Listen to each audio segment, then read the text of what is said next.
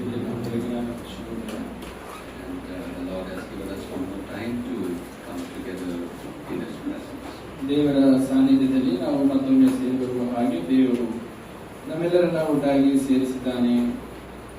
The time that we are spending together today in the presence of the Lord is beneficial to all of us. ದೇವರ ಸನ್ನಿಧಾನದಲ್ಲಿ ನಾವು ಈ ದಿವಸ ಕಳೆಯುವಂತಹ ಸಮಯ ನಮ್ಮೆಲ್ಲರಿಗೂ ಪ್ರಯೋಜನಕರವಾದದ್ದಾಗಿರಲಿ. Yesterday evening we have been looking at certain truths, introductory truths in connection with the spiritual growth. ಸಭೆಯ ಆತ್ಮಿಕ ಅಭಿವೃದ್ಧಿ ಎಂಬ ಒಂದು ಶೀರ್ಷಿಕೆ ಅಡಿಯಲ್ಲಿ ಪರಿಚಯದ ಕುರಿತಾದಂತಹ ಕೆಲವು ಸಂಗತಿಗಳನ್ನು ನಿನ್ನೆ ದಿವಸ ನಾವು ಕಲಿತೆವು. As we were reminded, the topic that we are studying these days is church edification and spiritual gifts. ನಿನ್ನೆ ದಿವಸ ನಾವು ನೆನಪು ಮಾಡಿಕೊಂಡ ಹಾಗೆ ನಾವು ಅಧ್ಯಯನ ಮಾಡುತ್ತಿರುವ ಕಲಿತಿರುವಂತಹ ವಿಷಯವಾದದ್ದು ಸಭೆಯ ಆತ್ಮಿಕ ಅಭಿವೃದ್ಧಿ ಮತ್ತು ಆತ್ಮಿಕ ವರಗಳು. In connection with that we saw those introductory things about spiritual growth testimony. ಅದಕ್ಕೆ ಸಂಬಂಧಿಸಿದ ಹಾಗೆ ನಿನ್ನೆ ದಿವಸ ಸಭೆಯ ಆತ್ಮಿಕ ಅಭಿವೃದ್ಧಿ ಅಂದರೆ ಏನು ಎಂಬ ಕೆಲವು ಸಂಗತಿಗಳನ್ನು ನಾವು ಕಲಿಯುತ್ತಾ ಬಂದೆವು.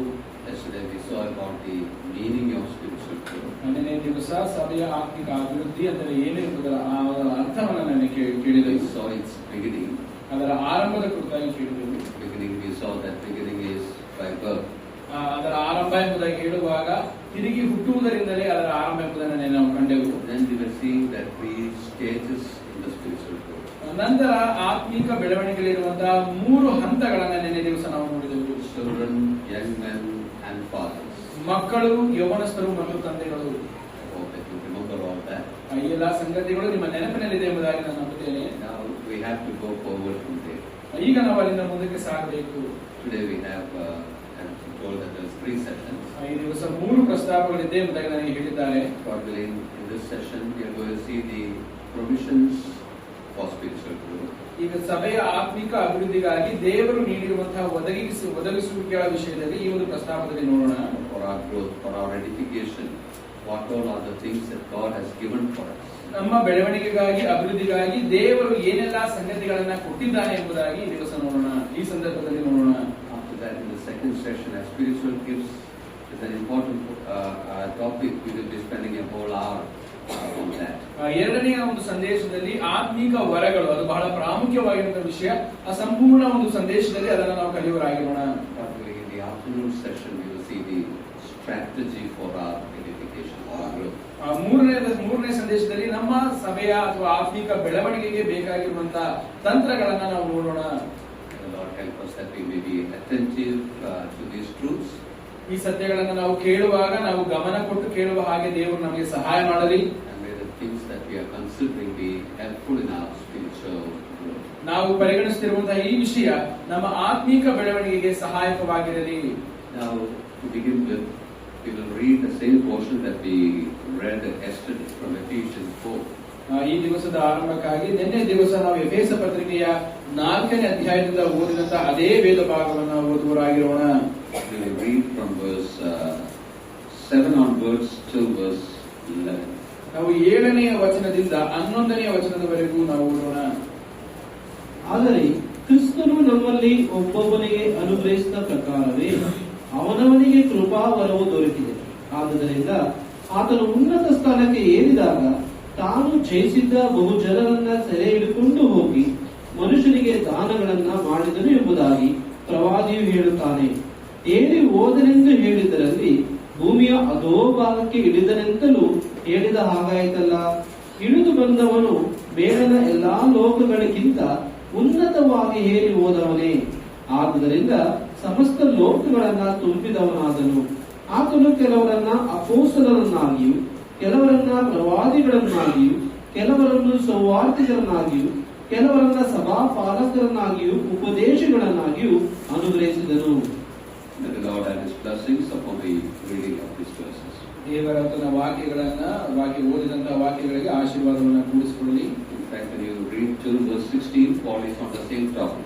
16ನೇ ವಚನದವರೆಗೂ ಓದುವುದಾದರೆ ಪೌಲನು ಒಂದೇ ವಿಷಯದ ಕುರಿತು ಅದೇ ವಿಷಯದ ಕುರಿತಾಗಿ ಮಾತನಾಡುವನಾಗಿದ್ದಾನೆ. When we look at this portion, you see Paul trying to impress upon the mind of the people that God has given whatever is essential for our spiritual growth. ಈ ಒಂದು ವೇದ ಭಾಗವನ್ನು ಓದುವಾಗ ಪೌಲನು ತನ್ನ ಓದುಗರ ಮನಸ್ಸಿನಲ್ಲಿ ಅವರ ಆತ್ಮಿಕ ಬೆಳವಣಿಗೆಗಾಗಿ ದೇವರು ಯಾವ ಯಾವ ಸಂಗತಿಗಳನ್ನ ಒದಗಿಸಿದ್ದಾನೆ ಎಂಬುದನ್ನ ಚಿಂತಿಸುವನಾಗಿದ್ದಾನೆ. In verse 7 we have the phrase gift of Christ, or he has gifted us.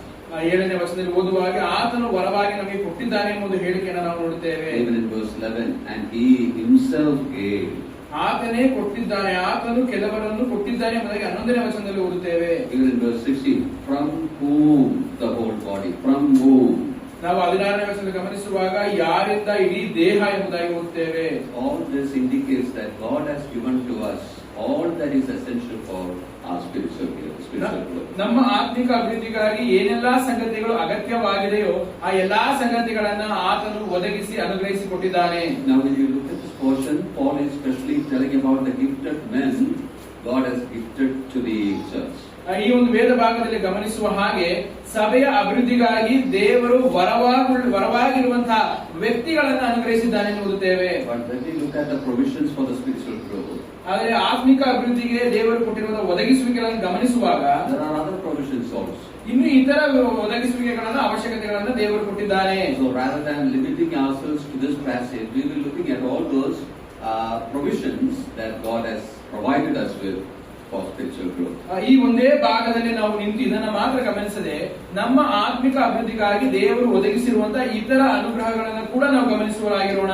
Before we come to that, ಅದಕ್ಕೆ ಬರುವುದಕ್ಕೆ ಮುಂಚಿತವಾಗಿ one thing I want you to notice is this. ಇಲ್ಲಿ ನೀವು ಗಮನಿಸುವುದಕ್ಕೆ ನಾನು ಬಯಸುವಂತಹ ಒಂದು ವಿಷಯ, When Paul is telling about the spiritual growth or our edification, ಪೌಲನು ಇಲ್ಲಿ ಆತ್ಮಿಕ ಅಭಿವೃದ್ಧಿಯ ಕುರಿತಾಗಿ ಮಾತನಾಡುತ್ತಾ ಮುಂದೆ ಸಾಗುವಾಗ he endeavors to present this truth in the context of what Jesus did on the cross of Calvary. ಕರ್ತನಾದ ಯೇಸು ಕ್ರಿಸ್ತನು ಕಲ್ವಾರಿ ಶಿಲುಬೆ ಮೇಲೆ ಯಾವ ಕಾರ್ಯವನ್ನ ಮಾಡಿದನೋ ಅದಕ್ಕೆ ಅನುಗುಣವಾಗಿ ಈ ಸತ್ಯವನ್ನ ವಿವರಿಸುವುದಕ್ಕಾಗಿ ಪೌಲನು ಪ್ರಯಾಸ ಪಡುವನಾಗಿದ್ದಾನೆ. He tells that he descended. ಆತನು ಇಳಿದು ಬಂದನು ಎಂದು ನೋಡ್ತೇವೆ. That tells about the incarnation. ಅದು ಆತನ ನರಾವತಾರದ ಕುರಿತಾಗಿ ಹೇಳುವಂತ ಸತ್ಯ. The one who was in the bosom of the Father took flesh and came to this earth. ತಂದೆಯ ಎದೆಯಲ್ಲಿದ್ದ ಆತನು ಶರೀರಧಾರಿಯಾಗಿ ಈ ಲೋಕಕ್ಕೆ ಬಂದನು. He lived among us. ಆತನು ನಮ್ಮ ಮಧ್ಯೆ ವಾಸಿಸಿದನು. And he fulfilled what he came for. ಆತನು ಯಾವ ಕಾರಣಕ್ಕಾಗಿ ಈ ಲೋಕಕ್ಕೆ ಬಂದನೋ ಅದನ್ನ ನೆರವೇರಿಸಿದನು. That's the redemption work. ಅದುವೇ ವಿಮೋಚನೆಯ ಕಾರ್ಯ. And then Paul tells that he that descended, he ascended also. ಈಗ ಇಳಿದು ಬಂದ ಆತನು ಮೇಲಕ್ಕೆ ಏರಿ ಹೋಗಿದ್ದಾನೆ ಎಂಬುದಾಗಿ ಕೂಡ ಹೇಳುತ್ತಿದ್ದಾನೆ. That speaks about the ascension of our Lord Jesus. ಅದು ನಮ್ಮ ಕರ್ತನಾದ ಯೇಸು ಕ್ರಿಸ್ತನ ಆರೋಹಣದ ಕುರಿತು ಹೇಳುವಂತ ಸತ್ಯ. And after ascending, he gives gift unto them. ಆತನು ಆರೋಹಣವಾದ ಮೇಲೆ ಆತನು ವರವನ್ನ ಕೊಟ್ಟನು ಎಂಬುದಾಗಿ ಹೇಳುತ್ತಿದ್ದಾನೆ. For what purpose? ಯಾವ ಉದ್ದೇಶಕ್ಕಾಗಿ? That we may grow up into the head, the Lord Jesus Christ. ಕರ್ತನಾದ ಶಿರಸ್ಸಾಗಿರುವಂತಹ ಕರ್ತನಾದ ಯೇಸು ಕ್ರಿಸ್ತನಲ್ಲಿ ನಾವು ಬೆಳವಣಿಗೆ ಹೊಂದುವ ಹಾಗೆ ಅವರನ್ನು ಅನುಗ್ರಹಿಸಿ ಹೋಗಿದ್ದಾನೆ. So the matter of the spiritual growth is part of the redemptive work that Lord Jesus accomplished. ಇದರ ಮೂಲಕವಾಗಿ ಸಭೆಯ ಆತ್ಮಿಕ ಅಭಿವೃದ್ಧಿ ಎಂಬುದಾಗಿ ಹೇಳುವಂತಹ ಸತ್ಯವು ಕರ್ತನಾದ ಯೇಸು ಕ್ರಿಸ್ತನು ಶಿಲುಬೆಯ ಮೇಲೆ ಮಾಡಿದಂತಹ ವಿಮೋಚನೆಯ ಕಾರ್ಯದ ಒಂದು ಭಾಗವಾಗಿದೆ. Our growth is the continuation of what he did. ನಮ್ಮ ಒಂದು ಅಭಿವೃದ್ಧಿಯು ಅಥವಾ ಬೆಳವಣಿಗೆಯಾದದ್ದು ಆತನು ಏನನ್ನ ಮಾಡಿ ಮುಗಿಸಿದ್ದಾನೋ ಅದರ ಮುಂದುವರಿಕೆಯಾಗಿದೆ. That itself shows very clearly how important this matter of edification is. ಈ ಸಂಗತಿಯೇ ಸಭೆಯ ಆತ್ಮಿಕ ಅಭಿವೃದ್ಧಿಯಾದದ್ದು ಎಷ್ಟು ಪ್ರಾಮುಖ್ಯವಾದದ್ದು ಎಂಬ ಸತ್ಯವನ್ನು ನಮಗೆ ತೋರಿಸುವಂತದ್ದಾಗಿದೆ. It's not a matter that we can neglect. ಇದನ್ನ ನಾವು ಉದಾಸೀನ ಮಾಡುವಂತಹ ಒಂದು ವಿಷಯವಲ್ಲ. We have to give the right importance for our spiritual growth. ನಮ್ಮ ಆತ್ಮಿಕ ಬೆಳವಣಿಗೆಗೆ ನಾವು ಸರಿಯಾದಂತಹ ಪ್ರಾಮುಖ್ಯತೆಯನ್ನು ಕೊಡಲೇಬೇಕು. It's the work of the Lord through and in us. ಇದು ನಮ್ಮ ಮೂಲಕವಾಗಿಯೂ ನಮ್ಮಲ್ಲಿಯೂ ಕರ್ತನು ಮಾಡುವಂತಹ ಒಂದು ಕಾರ್ಯ. Continuation of what he did on the cross. ಇದು ಕರ್ತನಾದ ಯೇಸು ಕ್ರಿಸ್ತನು ಶಿಲುಬೆಯ ಮೇಲೆ ಮಾಡಿದಂತಹ ಕಾರ್ಯದ ಮುಂದುವರಿಕೆಯಾಗಿದೆ. Very important for him. ಇದು ಆತನಿಗೆ ಬಹಳ ಪ್ರಾಮುಖ್ಯವಾದದ್ದಾಗಿತ್ತು. It should be important for us also. ಈ ಕಾರಣದಿಂದ ಇದು ನಮಗೂ ಕೂಡ ಪ್ರಾಮುಖ್ಯವಾದದ್ದಾಗಿರಬೇಕು. That is why we gather together and discuss this matter. ಈ ಕಾರಣದಿಂದಲೇ ನಾವು ಒಟ್ಟಾಗಿ ಸೇರಿ ಈ ಸಂಗತಿಗಳನ್ನೆಲ್ಲ ಚರ್ಚಿಸುವರಾಗಿದ್ದೇವೆ. So we should know what are those things that he has provided us with. ಆತನು ನಮಗಾಗಿ ಯಾವ ಯಾವ ಸಂಗತಿಗಳನ್ನ ಒದಗಿಸಿದ್ದಾನೆ ಎಂಬುದನ್ನು ನಾವು ತಿಳಿದುಕೊಳ್ಳಬೇಕು. And we ought to have a commitment to use those provisions for our spiritual growth. ಅದರ ಮೂಲಕವಾಗಿ ನಮ್ಮ ಆತ್ಮೀಕ ಬೆಳವಣಿಗೆಗೆ ಈ ಆತನು ಒದಗಿಸಿರುವಂತಹ ಸಂಗತಿಗಳನ್ನ ಉಪಯೋಗಿಸುವಂತಹ ಸಮರ್ಪಣೆ ನಮಗಿರಬೇಕು.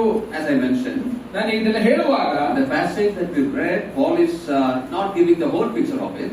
ನಾವು ಓದಿದಂತ ವೇದ ಭಾಗದಲ್ಲಿ ಪೌಲನು ಸಂಪೂರ್ಣ ಚಿತ್ರಣವನ್ನು ಕೊಡುತ್ತಿಲ್ಲ. But if we put together all the other portions, ನೀವು ಉಳಿದ ಎಲ್ಲಾ ಭಾಗಗಳನ್ನು ಒಟ್ಟಾಗಿ ಸೇರಿಸಿ ನೋಡುವುದಾದರೆ we can say that there are 4 provisions for our spiritual growth. ನಮ್ಮ ಆತ್ಮಿಕ ಬೆಳವಣಿಗೆಗೆ ದೇವರು 4 ಒದಗಿಸುವಿಕೆಗಳನ್ನು ಕೊಟ್ಟಿದ್ದಾನೆ.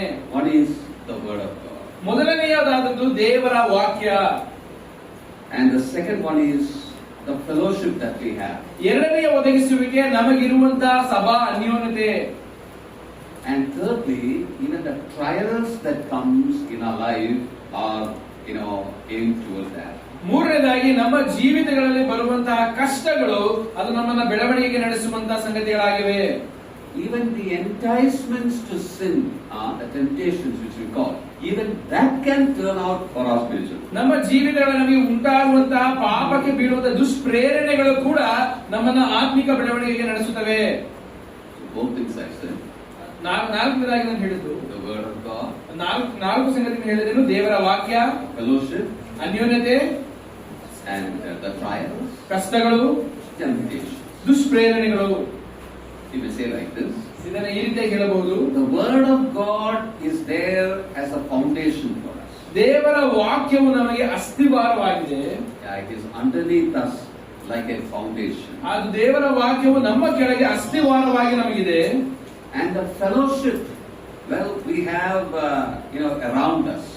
ಅದರ ಅನ್ಯೋನ್ಯತೆ ಎಂಬುದಾಗಿ ಹೇಳುವಾಗ ಅದು ನಮ್ಮ ಸುತ್ತಲೇ ಇರುವಂತದ್ದಾಗಿದೆ. And trials like a burden is there over us. ಕಷ್ಟಗಳು ಎಂಬುದಾಗಿ ಹೇಳುವಾಗ ಅದು ನಮ್ಮ ಮೇಲೆ ನಮಗುಂಟು. Temptations are always after. ಆ ದುಷ್ಪ್ರೇರಣೆಗಳು ಎಂಬುದಾಗಿ ಹೇಳುವಾಗ ಅದು ಯಾವಾಗಲೂ ನಮ್ಮನ್ನ ಬೆನ್ನಟ್ಟುವಂಥದ್ದು, ನಮ್ಮ ಹಿಂದೆ ಇರುವಂತದ್ದು. ಶೋಧನೆಗಳು ಎಂಬುದಾಗಿ ಹೇಳುವಾಗ ಅದು ಯಾವಾಗ ನಮ್ಮ ಬೆನ್ನ ಹಿಂದೆ ಬರುವಂತದ್ದು. Under us as a foundation. ನಮ್ಮ ಕೆಳಗೆ ಅಸ್ತಿವಾರವಾಗಿ, around us, ನಮ್ಮ ಸುತ್ತಲೂ, over us, ನಮ್ಮ ಮೇಲೆ, and after us. ನಮ್ಮ ಹಿಂದೆ. What I mean is surrounded. We are surrounded by the provisions for spiritual growth. ಇದರ ಮೂಲಕವಾಗಿ ನಮ್ಮ ಆತ್ಮಿಕ ಅಭಿವೃದ್ಧಿಗೆ ಬೇಕಾಗಿರುವಂತಹ ಸಂಗತಿಗಳ ಮೂಲಕವಾಗಿ ನಾವು ಸುತ್ತುವರಿಸಲ್ಪಟ್ಟಿದ್ದೇವೆ. If at all we are not growing spiritually, blame is not on God. ಒಂದು ವೇಳೆ ನಾವು ಆತ್ಮಿಕವಾಗಿ ಬೆಳೆಯದೆ ಹೋದರೆ ಅದರ ದೂರು ನಾವು ದೇವರ ಮೇಲೆ ಹೊರಿಸುವುದಲ್ಲ, Blame is upon us. ಅದು ನಮ್ಮ ಮೇಲೆ ಇರುವಂತದ್ದೇ. All that's essential for us, the Lord has provided us. ನಮಗೆ ಬೇಕಾದದೆಲ್ಲವನ್ನ ದೇವರು ಒದಗಿಸಿ ಕೊಟ್ಟಿದ್ದಾನೆ. We ought to have that commitment to use them so that we may be edified for His glory. ಆದರೆ ಆತನ ಮಹಿಮೆಗಾಗಿ ನಾವು ಬೆಳವಣಿಗೆ ಹೊಂದುವ ಹಾಗೆ ಅದನ್ನು ಉಪಯೋಗಿಸುವಂತಹ ಸಮರ್ಪಣೆ ಅದು ನಮಗಿರಬೇಕು. Now we are going to see these 4 things, in a very brief way. ಈಗ ಸಂಕ್ಷಿಪ್ತವಾಗಿ 4 ಸಂಗತಿಗಳನ್ನು ನಾವು ನೋಡೋಣ. Coming to the first one. ಮೊದಲ ವಿಷಯಕ್ಕೆ ಬರುವಾಗ The word of God. ದೇವರ ವಾಕ್ಯ. In fact, this is also implied in that passage that we read just now. ನಾವು ಈಗ ತಾನೇ ಓದಿದಂತಹ ವೇದ ಭಾಗದಲ್ಲಿಯೇ ಈ ಸತ್ಯವು ಕೂಡ ಅಲ್ಲಿ ಅಡಗಿದೆ. There Paul says that the ascended Lord gave gifts unto men. ಅಲ್ಲಿ ಮೇಲೆ ಕೇಳಿ ಹೋದಂತಹ ಕರ್ತನು ಮನುಷ್ಯರಿಗೆ ವರಗಳನ್ನು ಕೊಟ್ಟು ಹೋದನು. And as I mentioned, those gifts are the gifted men. ಆ ವರಗಳು ಎಂಬುದಾಗಿ ಹೇಳುವಾಗ ಆ ಮಾತಿನ ಅರ್ಥ ವರಗಳಾಗಿರುವಂತಹ ವ್ಯಕ್ತಿಗಳು. There we have the list of those men like apostles, prophets, evangelists and all. ಅಲ್ಲಿ ನಾವು ನೋಡುವ ಹಾಗೆ ಅಪೊಸ್ತಲರು, ಪ್ರವಾದಿಗಳು, ಸುವಾರ್ತಿಕರು. In fact, they bring to us the word of God. ಅವರು ದೇವರ ವಾಕ್ಯವನ್ನು ನಮಗೆ ತರುವವರಾಗಿದ್ದಾರೆ. So we don't have in that passage anything about the word of God. ಆ ಒಂದು ವೇದ ಭಾಗದಲ್ಲಿ ದೇವರ ವಾಕ್ಯದ ಕುರಿತು ನಾವು ನೇರವಾಗಿ ಏನಾದರೂ ಓದದಿದ್ದರೂ ಕೂಡ, in fact, behind that is the word of God. ಅದರ ಹಿಂದೆ ಇರುವಂತಹ ಅರ್ಥವೇನೆಂದರೆ ದೇವರ ವಾಕ್ಯವೇ. These gifted men brings to us the word of God. ವರವಾಗಿರುವಂತಹ ಈ ವ್ಯಕ್ತಿಗಳು ನಮಗೆ ದೇವರ ವಾಕ್ಯವನ್ನು ತರುವವರಾಗಿರುತ್ತಾರೆ. So we can say for our growth, the most important thing, the primary thing is the word of God itself. ಈಗ ನಾವು ಹೇಳುವ ಹಾಗೆ ನಮ್ಮ ಆತ್ಮಿಕ ಬೆಳವಣಿಗೆಗೆ ಪ್ರಾಥಮಿಕವಾದಂತಹ ಬಹಳ ಪ್ರಾಮುಖ್ಯವಾದಂತಹ ಒಂದು ವಿಷಯವೇನೆಂದರೆ ಅದು ದೇವರ ವಾಕ್ಯ. When we come to other portions of the scripture, we see that very clearly. ನಾವು ಇತರ ವೇದ ಭಾಗಗಳಿಗೆ ಹೋಗುವಾಗ ಈ ಸತ್ಯವನ್ನು ನಾವು ಸ್ಪಷ್ಟವಾಗಿ ಕಾಣಬಹುದು. We just read a couple of verses. ನಾವು ಕೆಲವೊಂದೆರಡು ವಾಕ್ಯಗಳನ್ನು ಓದಿಕೊಳ್ಳೋಣ. Number 1, coming to Acts 20 and verse 32. ನೀವು ಅಪೊಸ್ತಲರ ಕೃತ್ಯಗಳು 20ನೇ ಅಧ್ಯಾಯದ 32ನೇ ವಚನಕ್ಕೆ ನಾವು ಬರೋಣ. There we read like this. ಅಲ್ಲಿ ಈ ರೀತಿಯಾಗಿ ನಾವು ಓದುತ್ತೇವೆ. Paul is telling that to the Ephesian elders. ಇಲ್ಲಿ ಎಫೆಸ ಪಟ್ಟಣದ ಹಿರಿಯರಿಗೆ ಪೌಲನು ಈ ಮಾತುಗಳನ್ನು ಹೇಳುತ್ತಿದ್ದಾನೆ. And now, brethren, I commend you to God and to the word of His grace, which is able to build you up. ನಾನೀಗ ನಿಮ್ಮನ್ನು ಕರ್ತನಿಗೂ ಆತನ ಕೃಪಾವಾಕ್ಯಕ್ಕೂ ಒಪ್ಪಿಸಿಕೊಡುತ್ತೇನೆ. ಆತನು ನಿಮ್ಮಲ್ಲಿ ಭಕ್ತಿ ವೃದ್ಧಿಯನ್ನು ಉಂಟು ಮಾಡುವುದಕ್ಕೂ There we see about the word of His grace. ಅಲ್ಲಿ ಕೃಪಾ ವಾಕ್ಯ ಎಂಬುದಾಗಿ ಓದುತ್ತೇವೆ. It's the word of God itself. ಅದು ದೇವರ ವಾಕ್ಯವೇ. The word of His grace which is able to build you up. ದೇವರ ಕೃಪಾ ವಾಕ್ಯವು ನಿಮ್ಮಲ್ಲಿ ಭಕ್ತಿ ವೃದ್ಧಿಯನ್ನುಂಟು ಮಾಡುವುದಕ್ಕೆ ಶಕ್ತವಾದದ್ದಾಗಿದೆ. We see that the word of God builds us up. ಇಲ್ಲಿ ನಾವು ಗಮನಿಸುವ ಹಾಗೆ ದೇವರ ವಾಕ್ಯವು ನಮ್ಮನ್ನ ಕಟ್ಟುತ್ತದೆ. Peter also tells that. ಪೇತ್ರನು ಕೂಡ ಇದೇ ಮಾತನ್ನ ಹೇಳುತ್ತಾನೆ. Coming to 1 Peter chapter 2. ನೀವು ಪೇತ್ರನು ಬರೆದ ಮೊದಲ ಪತ್ರಿಕೆಯ 2ನೇ ಅಧ್ಯಾಯಕ್ಕೆ ಬರುವಾಗ In verse 2 we read like this. 2ನೇ ವಚನದಲ್ಲಿ ಈ ರೀತಿಯಾಗಿ ಓದುತ್ತೇವೆ. As newborn babes desire the sincere milk of the word that ye may grow thereby. ಹಸು ಮಕ್ಕಳಂತೆ ಪಾರಮಾರ್ಥಿಕವಾದ ಶುದ್ಧ ಹಾಲನ್ನು ಬಯಸಿರಿ, ಅದರಿಂದ ಬೆಳೆಯುತ್ತಾ ರಕ್ಷಣೆಯನ್ನು ಹೊಂದುವಿರಿ. So there also we see that growth comes by God's word. ಇಲ್ಲಿ ನಾವು ಗಮನಿಸುವುದೇನೆಂದರೆ ದೇವರ ವಾಕ್ಯದಿಂದಲೇ ಬೆಳವಣಿಗೆಯು ಬರುವುದು. It's like a milk to the newborn babes. ಹೊಸದಾಗಿ ಹುಟ್ಟಿರುವಂತಹ ಹಸುಗೂಸುಗಳಿಗೆ ಹಾಲಿನ ಹಾಗೆ ದೇವರ ವಾಕ್ಯವಾಗಿದೆ. It's a spiritual food provided for us. ನಮಗಾಗಿ ದೇವರು ಕೊಟ್ಟಿರುವಂತಹ ಆತ್ಮಿಕ ಆಹಾರವಾಗಿದೆ. When we come to the scripture, ನಾವು ದೇವರ ವಾಕ್ಯಕ್ಕೆ ಬರುವಾಗ the word of God itself gives clear descriptions about this word that's given to us. ನಮಗೆ ಕೊಡಲ್ಪಟ್ಟಿರುವಂತಹ ದೇವರ ವಾಕ್ಯದ ವಿಷಯದಲ್ಲಿ ದೇವರ ವಾಕ್ಯವೇ ಅನೇಕ ರೀತಿಯ ವಿವರಣೆಗಳನ್ನು ಕೊಡುತ್ತದೆ. In 2 Timothy chapter 3, 2ನೇ ತಿಮೋಥಿ 3ನೇ ಅಧ್ಯಾಯದಲ್ಲಿ there in verses 16 and 17, ಅಲ್ಲಿ 16-17 ವಚನಗಳಲ್ಲಿ Paul tells us the word of God, or all scriptures is God breathed. ಅಲ್ಲಿ ಪೌಲನು ಹೇಳುವ ಮಾತು ಎಲ್ಲಾ ವಾಕ್ಯವು ದೇವರಿಂದ ಉಸಿರಿದ್ದಾಗಿದೆ, ದೈವ ಪ್ರೇರಿತವಾಗಿದೆ ಅಂತ ಹೇಳುತ್ತಾನೆ. And in the same portion, Paul tells that it is sufficient for all spiritual wellness for a believer. ಅಲ್ಲಿ ಒಬ್ಬ ವಿಶ್ವಾಸಿಯ ಆತ್ಮಿಕ ಯೋಗಕ್ಷೇಮಕ್ಕೆ ಬೇಕಾದಂತ ಎಲ್ಲಾ ಸಂಗತಿಗಳಿಗೆ ಅದು ಸಾಕಾದದಾಗಿದೆ. It instructs us. ಅದು ನಮ್ಮನ್ನ ತಿದ್ದುಪಾಡಿ ಒಳಪಡಿಸುತ್ತದೆ. It corrects us. ಅದು ನಮ್ಮನ್ನ ಸರಿ ಮಾಡುತ್ತದೆ. It perfects us. ಅದು ನಮ್ಮನ್ನ ಪರಿಪೂರ್ಣತೆಗೆ ನಡೆಸುತ್ತದೆ. You have it all there in that passage. ಈ ಎಲ್ಲಾ ಸಂಗತಿಗಳನ್ನು ನಾವು ವೇದ ಭಾಗದಲ್ಲಿ ಓದುತ್ತೇವೆ. And when you come to Hebrews 4:12, ನೀವು ಇಬ್ರಿಯರವರಿಗೆ ಬರೆದ ಪತ್ರಿಕೆ 4ನೇ ಅಧ್ಯಾಯದ 12ನೇ ವಚನಕ್ಕೆ ಬರುವಾಗ there the writer says that it is alive and it is active. ಅಲ್ಲಿ ಅದು ಜೀವವುಳ್ಳದ್ದು, ಅದು ಸಕ್ರಿಯವಾದದ್ದಾಗಿದೆ ಎಂಬುದಾಗಿ There are a ಓದುತ್ತೇವೆ. lot of things that we can pick up about the word of God in the word of God itself. ಈಗ ದೇವರ ವಾಕ್ಯದಲ್ಲೇ ದೇವರ ವಾಕ್ಯದ ಕುರಿತು ಇಂತಹ ಅನೇಕ ಸಂಗತಿಗಳನ್ನು ನಾವು ತೆಗೆದುಕೊಳ್ಳಬಹುದು. This word is given to us for our spiritual growth. ಈ ದೇವರ ವಾಕ್ಯವು ನಮ್ಮ ಆತ್ಮಿಕ ಅಭಿವೃದ್ಧಿಗಾಗಿ ಬೆಳವಣಿಗೆಗಾಗಿ ಕೊಡಲ್ಪಟ್ಟಿದೆ.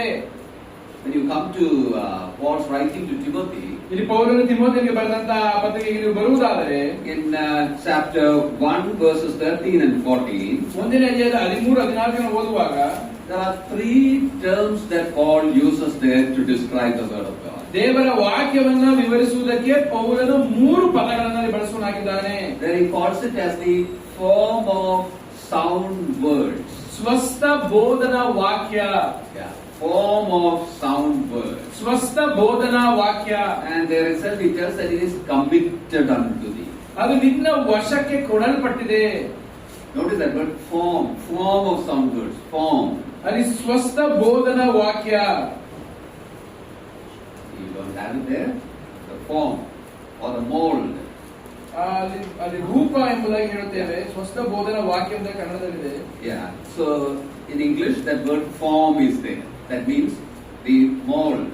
ಅಲ್ಲಿ ಆಂಗ್ಲ ಭಾಷೆಯಲ್ಲಿ ಅದರ ರೂಪುಗೊಳ್ಳುವುದು ಎಂಬುದಾಗಿ ನಾವು ಓದುತ್ತೇವೆ. And then you have that word sound. ನಂತರ ಸ್ವಸ್ಥ ಎಂಬ ಪದವನ್ನು ಗಮನಿಸುತ್ತೇವೆ. That word sound means hygienic. ಅಲ್ಲಿ ಸ್ವಸ್ಥ ಎಂಬುದಾಗಿ ಹೇಳುವಾಗ ಶುದ್ಧವಾದದ್ದು. It means helpful, that which gives help. ಅಂದರೆ ನಮಗೆ ಆರೋಗ್ಯವನ್ನ ಕೊಡುವಂತದ್ದು. That word commit has the idea of a deposit. It is deposited with you. ಅಲ್ಲಿ ವಶ ಎಂಬುದಾಗಿ ಹೇಳುವಾಗ ನಿನ್ನ ವಶಕ್ಕೆ ಸಮರ್ಪಿಸಲ್ಪಟ್ಟದ್ದು. The word of God is like a form, like a mold. ದೇವರ ವಾಕ್ಯವು ಒಂದು ಗಟ್ಟಿಯಾದಂತಹ ರೀತಿಯಲ್ಲಿ, When you say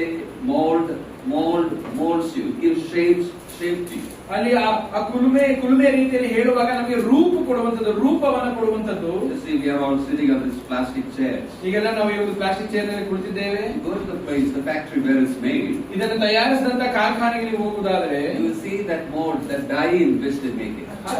ಅದನ್ನು ಅಚ್ಚು ಹಾಕುವಂತಹ ಒಂದು ಮಷೀನ್ ಯಂತ್ರವನ್ನು ನೀವು ಗಮನಿಸಬಹುದು. The raw materials are put in that. ಅಲ್ಲಿ ತ್ಯಾಜ್ಯ ವಸ್ತುಗಳನ್ನು ಅದರಲ್ಲಿ ಹಾಕುತ್ತಾರೆ. And that becomes liquid kind. ಅದು ಒಂದು ದ್ರವ ರೂಪಕ್ಕೆ ಬದಲಾಗುತ್ತದೆ. Then it's cooled. ಅದನ್ನು ತಣ್ಣಗೆ ಮಾಡುತ್ತಾರೆ. And after that they open that mold and take this chair out. ನಂತರ ಆ ಒಂದು ಅಚ್ಚನ್ನು ತೆಗೆದು ಆ ಒಂದು ಚೇರ್ ಅನ್ನು ಹೊರಗೆ ತೆಗೆಯುತ್ತಾರೆ. The mold gives the shape to this thing. ಆ ಅಚ್ಚಾದದ್ದು ಆ ಚೇರಿಗೆ ಬೇಕಾದಂತಹ ರೂಪವನ್ನ ಕೊಡುತ್ತದೆ. That's all I know about mold. ನನಗೆ ಇಷ್ಟು ಮಾತ್ರ ಅದರ ಕುರಿತಾಗಿ ಗೊತ್ತು. Don't come and ask anything more about making chair and all. ಆ ಚೇರನ್ನು ಮಾಡೋದ್ರ ಕುರಿತಾಗಿ ನನ್ನನ್ನು ಕೇಳಬೇಡಿರಿ. I'm just giving you this, illustration. ನಾನು ಇದನ್ನು ಒಂದು ಉದಾಹರಣೆಯಾಗಿ ಕೊಡ್ತಿದ್ದೇನೆ ಅಷ್ಟೇ. But I hope you understood. ನಿಮ್ಗೆ ಅದು ಅರ್ಥವಾಗಿದೆ ಅಂತ ಭಾವಿಸ್ತೇನೆ. The mold gives shape to things. ಆ ಅಚ್ಚಾದದ್ದು ಅದರ ಉಪಯೋಗಿಸುವಂತಹ ಸಂಗತಿಗಳಿಗೆ ಬೇಕಾದಂತಹ ರೂಪವನ್ನ ಕೊಡುತ್ತದೆ. So the word of God is compared to a mold. ದೇವರ ವಾಕ್ಯವನ್ನ ಈ ಅಚ್ಚಾದಿಸುವಂತಹ ಅಚ್ಚಿಗೆ ಹೋಲಿಕೆ ಮಾಡಿ ಹೇಳಲಾಗಿದೆ. We are the raw material. ನಾವೇ ತ್ಯಾಜ್ಯ ವಸ್ತುಗಳು. We are put into it. ನಾವು ಅದರಲ್ಲಿ ಹಾಕಲ್ಪಡುತ್ತೇವೆ. And when we come out, ನಾವು ಹೊರಗೆ ಬರುವಾಗ we have that same shape of the word of God. ದೇವರ ವಾಕ್ಯದ ರೂಪವನ್ನ ನಾವು ಹೊಂದಿರುತ್ತೇವೆ. So the word of God shapes our life. ದೇವರ ವಾಕ್ಯವು ನಮ್ಮ ಜೀವಿತಗಳನ್ನ ರೂಪುಗೊಳಿಸುತ್ತದೆ. The second word we saw there is the word sound. ಇಲ್ಲಿ ನಾವು ಎರಡನೇದಾಗಿ ನೋಡಿದಂತಹ ಒಂದು ಪದ ಸ್ವಸ್ಥ. Sound word. ಸ್ವಸ್ಥ ವಾಕ್ಯ. That word sound word doesn't mean speaking with big sound. ಸ್ವಸ್ಥ ಎಂಬುದಾಗಿ ಹೇಳುವಾಗ ಜೋರಾಗಿ ಮಾತನಾಡುವಂತದಲ್ಲ. That word sound was often used in connection with food. ಸ್ವಸ್ಥ ಎಂಬುದಾಗಿ ಹೇಳುವಾಗ ಸಾಮಾನ್ಯವಾಗಿ ಅದನ್ನು ಆಹಾರದ ಸಂದರ್ಭಗಳಲ್ಲಿ ಉಪಯೋಗಿಸುತ್ತಾರೆ.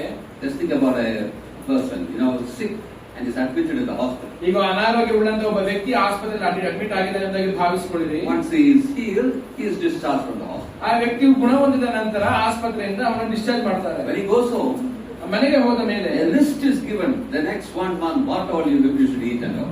ಮುಂದಿನ 1 ತಿಂಗಳ ಕಾಲ ಆ ವ್ಯಕ್ತಿ ಏನೇನೆಲ್ಲ ಆಹಾರ ಸೇವನೆ ಮಾಡಬೇಕೆಂಬುದಾಗಿ ಒಂದು ಉದ್ದ ಪಟ್ಟಿಯನ್ನು ಕೊಟ್ಟಿರುತ್ತಾರೆ. Yeah, he is healed, but for health, he will have to eat. ಆ ವ್ಯಕ್ತಿ ರೋಗದಿಂದ ಗುಣಮುಖನಾಗಿದ್ದಾನೆ, ಆದರೆ ಆ ಆರೋಗ್ಯವನ್ನು ಕಾಪಾಡಿಕೊಳ್ಳುವುದಕ್ಕಾಗಿ ಇಂತಿಂತ ಸಂಗತಿಗಳನ್ನು ಅವನು ಸೇವನೆ ಮಾಡಬೇಕು. The word used here is often used in connection with such list, such food. ಇಲ್ಲಿ ಉಪಯೋಗಿಸಲ್ಪಟ್ಟಿರುವಂತಹ ಈ ಪದವಾದದ್ದು ಸಾಮಾನ್ಯವಾಗಿ ಅಂತಹ ಪಟ್ಟಿಗಳನ್ನ ಹೇಳುವ ಸಂದರ್ಭಗಳಲ್ಲಿ ಉಪಯೋಗಿಸುವಂತಹ ಅದೇ ರೀತಿಯ ಪದವಾಗಿದೆ. Healthful food. ಆರೋಗ್ಯಕರವಾದಂತಹ ಆಹಾರ. The word of God is like that for us. ದೇವರ ವಾಕ್ಯವು ನಮಗೆ ಅಂತ ಆರೋಗ್ಯವನ್ನು ಉಂಟು ಮಾಡುವಂತದ್ದಾಗಿದೆ. As a form, it shapes us. ಯಾವ ರೀತಿಯಾಗಿ ಅದು ಒಂದು ಅಚ್ಚಾಗಿ ನಮ್ಮೊಂದು ರೂಪವನ್ನು ಕೊಡುತ್ತದೋ, And as food, it strengthens us. ಆರೋಗ್ಯದ ರೀತಿಯಲ್ಲಿ ಅದು ನಮಗೆ ಬಲವನ್ನು ಕೊಡುತ್ತದೆ. The third word I said is deposit. ಮೂರನೇದಾಗಿ ವಶಕ್ಕೆ ಎಂಬುದಾಗಿ ಓದುತ್ತೇವೆ. Committed unto you. ಅದು ನಿನ್ನ ವಶಕ್ಕೆ ಕೊಡಲ್ಪಟ್ಟಿದೆ. It's given to us as a deposit. ಅದು ನಮಗೆ ವಶವಾಗಿ ಠೇವಣಿಯಾಗಿ ಕೊಡಲ್ಪಟ್ಟಿದೆ. Deposit, it enriches us. ಆ ಒಂದು ಠೇವಣಿಯಾದದ್ದು ನಮ್ಮನ್ನ ಪುಷ್ಟಿಗೊಳಿಸುವುದಾಗಿದೆ. He's trying to tell you, what the word of God does in our life. ಅಂದ್ರೆ ದೇವರ ವಾಕ್ಯವು ನಮ್ಮ ಜೀವಿತದಲ್ಲಿ ಏನು ಮಾಡುತ್ತದೆ ಎಂಬುದನ್ನು ನಾನು ಹೇಳುವ ಪ್ರಯತ್ನ ಮಾಡುತ್ತಿದ್ದೇನೆ. Shapes our life. ಅದು ನಮ್ಮ ಜೀವಿತಕ್ಕೆ ರೂಪವನ್ನು ಕೊಡುತ್ತದೆ. Strengthens us. ಅದು ನಮ್ಮನ್ನು ಬಲಪಡಿಸುತ್ತದೆ. Enriches ಅದು us. ನಮ್ಮನ್ನು ಪುಷ್ಟಿಗೊಳಿಸುತ್ತದೆ. And we know that the content of this word is Christ himself. ಅಂದ್ರೆ ನಮಗೆ ಗೊತ್ತಿರುವ ಹಾಗೆ ಈ ಒಂದು ವಾಕ್ಯದ ಮೂಲ ಅಂಶವೇ ಕ್ರಿಸ್ತನೇ ಆಗಿದ್ದಾನೆ. When we feed upon it, ನಾವು ಅದರ ಮೇಲೆ ನಮ್ಮನ್ನು ತುಂಬಿಸಿಕೊಳ್ಳುವಾಗ it gives us the impression of the Lord Jesus in our life. ಅದು ನಮ್ಮ ಜೀವಿತದಲ್ಲಿ ಕರ್ತನಾದ ಯೇಸು ಕ್ರಿಸ್ತನನ್ನೇ ತೋರಿಸುವುದಾಗಿದೆ. And as I explained yesterday, ನಾನು ನಿನ್ನೆ ದಿವಸ ವಿವರಿಸಿದ ಹಾಗೆ that conformity to him is spiritual growth. ಆತನ ರೂಪಕ್ಕೆ ಸಾರೂಪಕ್ಕೆ ಬರುವಂತದ್ದೇ ಆತ್ಮಿಕ ಬೆಳವಣಿಗೆ. Without the word of God, this cannot happen. ದೇವರ ವಾಕ್ಯವಿಲ್ಲದೆ ಈ ಸಂಗತಿ ನಮ್ಮ ಜೀವಿತದಲ್ಲಿ ಆಗಲಿಕ್ಕೆ ಸಾಧ್ಯವೇ ಇಲ್ಲ. So when we consider this, ಈ ಸತ್ಯವನ್ನು ನಾವು ಪರಿಗಣಿಸುವ ಹಾಗೆ it's good for us to see what place we have given to the word of God in our life. ಇದನ್ನು ನಾವು ಪರಿಗಣಿಸುವ ಹಾಗೆ ದೇವರ ವಾಕ್ಯಕ್ಕೆ ನಮ್ಮ ಜೀವಿತದಲ್ಲಿ ಯಾವ ಸ್ಥಾನವನ್ನು ನಾವು ಕೊಟ್ಟಿದ್ದೇವೆ ಎಂಬುದನ್ನು ನಾವು ಯೋಚನೆ ಮಾಡುವುದು ಬಹಳ ಉತ್ತಮವಾದದ್ದು. You cannot say like this, ನೀವು ಹೀಗೆ ಹೇಳಲಿಕ್ಕೆ ಸಾಧ್ಯವಿಲ್ಲ. brother, I am born again. ಸಹೋದರನೇ, ನಾನು ತಿರುಗಿ ಹುಟ್ಟಿದ್ದೇನೆ. Don't tell me about sitting with the word of God and all that. ದಯಮಾಡಿ ನನಗೆ ದೇವರ ವಾಕ್ಯದಲ್ಲಿ ಕುಳಿತುಕೊಳ್ಳುವುದರ ಬಗ್ಗೆ ಹೇಳಲೇ ಬೇಡಿರಿ. I'm not that kind of person. ನಾನು ಅಂತಹ ವ್ಯಕ್ತಿ ಅಲ್ಲ. But I want to grow. ಆದ್ರೆ ನಾನು ಬೆಳೆಯಬೇಕು. Impossible. ಅದು ಅಸಾಧ್ಯ. It's like saying, I don't want to eat food, but I still want to grow. ಅದು ಹೇಗೆಂದರೆ ನನಗೆ ಊಟ ಬೇಡ, ಆದ್ರೆ ನಾನು ಬೆಳೆಯಬೇಕೆಂಬುದಾಗಿ ಹೇಳುವ ಹಾಗೆ. You have to feed upon the word of God. ನೀವು ದೇವರ ವಾಕ್ಯದ ಪೋಷಣೆಯನ್ನು ಹೊಂದಲೇಬೇಕು. Without that, growth is impossible. ದೇವರ ವಾಕ್ಯದ ಪೋಷಣೆ ಇಲ್ಲದೆ ಬೆಳವಣಿಗೆ ಅಸಾಧ್ಯ. So giving the right place to the word of God in your life is very important for spiritual growth. ಈ ಕಾರಣದಿಂದ ನಿಮ್ಮ ಜೀವಿತದಲ್ಲಿ ದೇವರ ವಾಕ್ಯಕ್ಕೆ ಸರಿಯಾದಂತಹ ಸ್ಥಾನವನ್ನ ಕೊಡಬೇಕಾದದ್ದು ನಿಮ್ಮ ಆತ್ಮೀಕ ಬೆಳವಣಿಗೆಗೆ ಬಹಳ ಪ್ರಾಮುಖ್ಯವಾದದ್ದಾಗಿದೆ. If you don't have, the word of God in your life, ನಿಮ್ಮ ಜೀವಿತದಲ್ಲಿ ದೇವರ ವಾಕ್ಯಕ್ಕೆ ಸ್ಥಾನವಿಲ್ಲದಿದ್ದರೆ no edification in personal life. ನಿಮ್ಮ ವ್ಯಕ್ತಿಗತವಾದ ಜೀವಿತದಲ್ಲಿ ಅಭಿವೃದ್ಧಿ ಇರುವುದಿಲ್ಲ. Self-certification also becomes impossible. ಸಭೆಯ ಆತ್ಮಿಕ ಅಭಿವೃದ್ಧಿಯು ಕೂಡ ಅಸಾಧ್ಯವಾಗಿ ಪರಿಣಮಿಸುತ್ತದೆ. The word of God is the most important provision. ದೇವರ ವಾಕ್ಯವು ನಮಗೆ ಇರುವಂತಹ ಬಹಳ ಪ್ರಾಮುಖ್ಯವಾದಂತಹ ಒದಗಿಸುವಿಕೆಯಾಗಿದೆ. Now when I say that we should give right place for the word of God in our life, ನಮ್ಮ ಜೀವಿತಗಳಲ್ಲಿ ದೇವರ ವಾಕ್ಯಕ್ಕೆ ಸರಿಯಾದಂತಹ ಸ್ಥಾನವನ್ನು ಕೊಡಬೇಕೆಂಬುದಾಗಿ ನಾನು ಹೇಳುವಾಗ what it involves, what is included in that? ಅದರಲ್ಲಿ ಏನೆಲ್ಲ ಒಳಗೊಂಡಿದೆ? I will give you 4 words. ಅದಕ್ಕೆ 4 ವಚನಗಳನ್ನು ಕೊಡ್ತೇನೆ. Number 1, ಮೊದಲನೇದಾಗಿ accept. ಒಪ್ಪಿಕೊಳ್ಳುವಂಥದ್ದು, ಅಂಗೀಕರಿಸುವಂಥದ್ದು. Number 2, ಎರಡನೇದಾಗಿ assimilate. ಅದನ್ನ ಸ್ವೀಕರಿಸುವಂಥದ್ದು, ಒಳಗೆ ತೆಗೆದುಕೊಳ್ಳುವಂಥದ್ದು. And number 3, ಮೂರನೇದಾಗಿ apply. ಅದನ್ನ ಅನ್ವಯ ಮಾಡುವಂಥದ್ದು. Number 4, ನಾಲ್ಕನೇದಾಗಿ administer, giving to others. ಅದನ್ನ ಇತರರಿಗೆ ಕೊಡುವಂಥದ್ದು.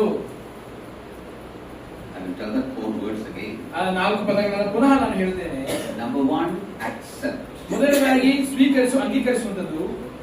Number 2, assimilate. ಎರಡನೇದಾಗಿ ಅದನ್ನ ಅಂತರ್ಯದಲ್ಲಿ ತೆಗೆದುಕೊಳ್ಳುವಂಥದ್ದು. Number 3, apply. ಮೂರನೇದಾಗಿ ಅದನ್ನ ಅನ್ವಯ ಮಾಡುವಂಥದ್ದು. Number 4, administer. ಅದನ್ನ ಇತರರಿಗೆ ಕೊಡುವಂಥದ್ದು. Accept means accept it as the supreme authority over your life. ಅಂಗೀಕರಿಸು ಎಂಬುದಾಗಿ ಹೇಳುವಾಗ ದೇವರ ವಾಕ್ಯವೇ ನಮ್ಮ ಜೀವಿತದ ಮೇಲೆ ಸರ್ವಾಧಿಕಾರ ಉಳ್ಳದ್ದು ಎಂಬುದನ್ನು ಅಂಗೀಕರಿಸಿರಿ. When we are born again, that's exactly what we did. ತಿರುಗಿ ಹುಟ್ಟಿದಾಗ ನಾವು ಇದನ್ನೇ ನಾವು ಮಾಡಿದ್ದು. When we accepted Jesus Christ as our Lord, well, we are actually giving our life to Him. ಕರ್ತನಾದ ಯೇಸು ಕ್ರಿಸ್ತನನ್ನ ರಕ್ಷಕನಾಗಿ ಒಡೆಯನಾಗಿ ನಾವು ಅಂಗೀಕರಿಸಿದಾಗ ಯಥಾರ್ಥವಾಗಿ ಹೇಳುವುದಾದರೆ ನಮ್ಮ ಜೀವಿತವನ್ನು ಆತನಿಗೆ ಒಪ್ಪಿಸಿಕೊಡ್ತಾ ಇದ್ದೇವೆ. That day we were telling that from now onwards I will live according to your word. ಆ ದಿವಸ ನಾವು ಹೇಳಿದ್ದೇನೆಂದರೆ ಈ ದಿವಸದಿಂದ ನಿನ್ನ ವಾಕ್ಯಕ್ಕನುಸಾರವಾಗಿ ನಾನು ಜೀವಿಸುತ್ತೇನೆ. That's the decision we took at that time.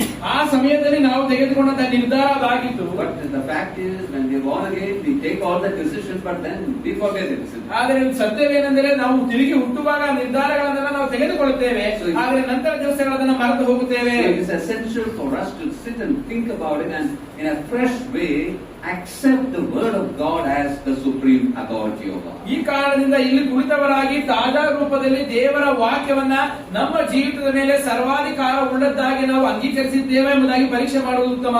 The second word I said is assimilate. ಎರಡನೇದಾಗಿ ನಾನು ಹೇಳಿದಂತಹ ಒಂದು ವಿಷಯ ಅಂತರ್ಯದಲ್ಲಿ ಸ್ವೀಕರಿಸುವುದು. To assimilate means to make, that part of our life. ಅಂತರ್ಯದಲ್ಲಿ ತೆಗೆದುಕೋ ಎಂಬುದಾಗಿ ಹೇಳುವಂಥದ್ದು ನಮ್ಮ ಜೀವಿತದ ಭಾಗವನ್ನಾಗಿ ದೇವರ ವಾಕ್ಯವನ್ನು ಮಾಡುವುದು. You have to read it. ಅದನ್ನು ಓದಬೇಕು. You have to receive it with meekness. ಅದನ್ನು ದೀನತೆಯಿಂದ ಸ್ವೀಕರಿಸಬೇಕು. You have to research over it. ಅದರ ವಿಷಯದಲ್ಲಿ ನೀವು ಅಧ್ಯಯನ ಮಾಡಬೇಕು. Try to memorize it. ಅದನ್ನ ನೆನಪಿನಲ್ಲಿಟ್ಟುಕೊಳ್ಳುವುದಕ್ಕೆ ಪ್ರಯತ್ನ ಮಾಡಬೇಕು. Reflect on it. ಅದರ ವಿಷಯದಲ್ಲಿ ಪ್ರತಿಫಲನ ಮಾಡಬೇಕು. A lot of things are there. ಇನ್ನು ಅನೇಕ ಸಂಗತಿಗಳುಂಟು. That means the word of God, the truths in it should be assimilated, made part of your life. ದೇವರ ವಾಕ್ಯದ ಸತ್ಯಗಳು ನಮ್ಮ ಜೀವಿತದ ಭಾಗವಾಗಿ ನಮ್ಮ ಅಂತರ್ಯದಲ್ಲಿರಬೇಕು. Then the word apply. ನಂತರ ಮೂರನೇಗೆ ಅನ್ವಯ. That means to practice the word of God. Whatever is told there in every area of your life. ಅನ್ವಯ ಎಂಬುದಾಗಿ ಹೇಳುವಾಗ ದೇವರ ವಾಕ್ಯದಲ್ಲಿ ಏನೆಲ್ಲಾ ಸತ್ಯಗಳು ಹೇಳಲ್ಪಟ್ಟಿದೆಯೋ ಈ ಎಲ್ಲಾ ಸತ್ಯಗಳು ನಮ್ಮ ಜೀವಿತದ ಎಲ್ಲಾ ಕ್ಷೇತ್ರಗಳಲ್ಲಿ ಅಳವಡಿಸಲ್ಪಡಬೇಕು. Once you have that kind of a commitment, ಒಮ್ಮೆ ನೀವು ಇಂಥ ಒಂದು ಸಮರ್ಪಣೆಯನ್ನು ನೀವು ಹೊಂದುವುದಾದರೆ ready to administer, give it to others. ಅದನ್ನು ಇತರರಿಗೆ ಕೊಡುವುದಕ್ಕೆ ನೀವು ಸಿದ್ಧರಾಗಿರುತ್ತೀರಿ. This kind of a commitment to the word of God should be there in the life of every believer. ಈ ರೀತಿಯಾದಂತಹ ದೇವರ ವಾಕ್ಯದ ವಿಷಯದಲ್ಲಿ ಇರಬೇಕಾದಂತಹ ಸಮರ್ಪಣೆಯು ಪ್ರತಿಯೊಬ್ಬ ವಿಶ್ವಾಸಿಯಲ್ಲಿ ಇರಬೇಕು. This morning as we are together discussing about this, ಈ ಬೆಳಗಿನ ಜಾವದಲ್ಲಿ ನಾವು ಒಟ್ಟಾಗಿ ಸೇರಿ ಇದನ್ನು ನಾವು ಚರ್ಚೆ ಮಾಡುವಾಗ good for us to look into our own lives and see what place the word of God has in my life. ನನ್ನ ಜೀವಿತದಲ್ಲಿ ದೇವರ ವಾಕ್ಯಕ್ಕೆ ನಾನು ಯಾವ ಸ್ಥಳವನ್ನು ಕೊಟ್ಟಿದ್ದೇನೆ ಎಂಬುದಾಗಿ ನಮ್ಮನ್ನು ನಾವು ಪರೀಕ್ಷೆ ಮಾಡಿಕೊಳ್ಳುವುದು ಉತ್ತಮ.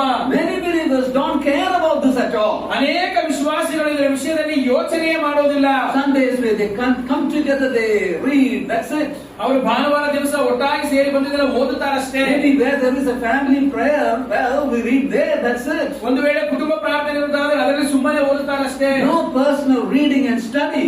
ಆದರೆ ವ್ಯಕ್ತಿಗತವಾಗಿ ಓದುವಂತದ್ದು ಅಧ್ಯಯನ ಮಾಡುವಂತದ್ದು ಇಲ್ಲವೇ ಇಲ್ಲ. As I said, our spiritual growth depends very much on this.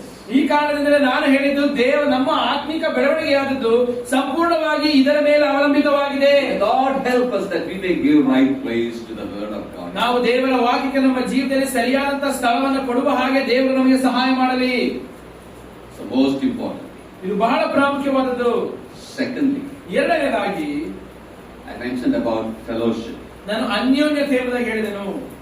When I say fellowship, ನಾನು ಅನ್ಯೋನ್ಯತೆ ಎಂಬುದಾಗಿ ಹೇಳುವಾಗ I have two areas in my mind. ನನ್ನ ಮನಸ್ಸಿನಲ್ಲಿ ಎರಡು ಕ್ಷೇತ್ರಗಳುಂಟು. One is the family itself. ಒಂದು ಕುಟುಂಬ. Family is also a place of fellowship. ಕುಟುಂಬವು ಕೂಡ ನಾವು ಅನ್ಯೋನ್ಯತೆಯನ್ನು ಹೊಂದುವಂತಹ ಒಂದು ಸ್ಥಳ.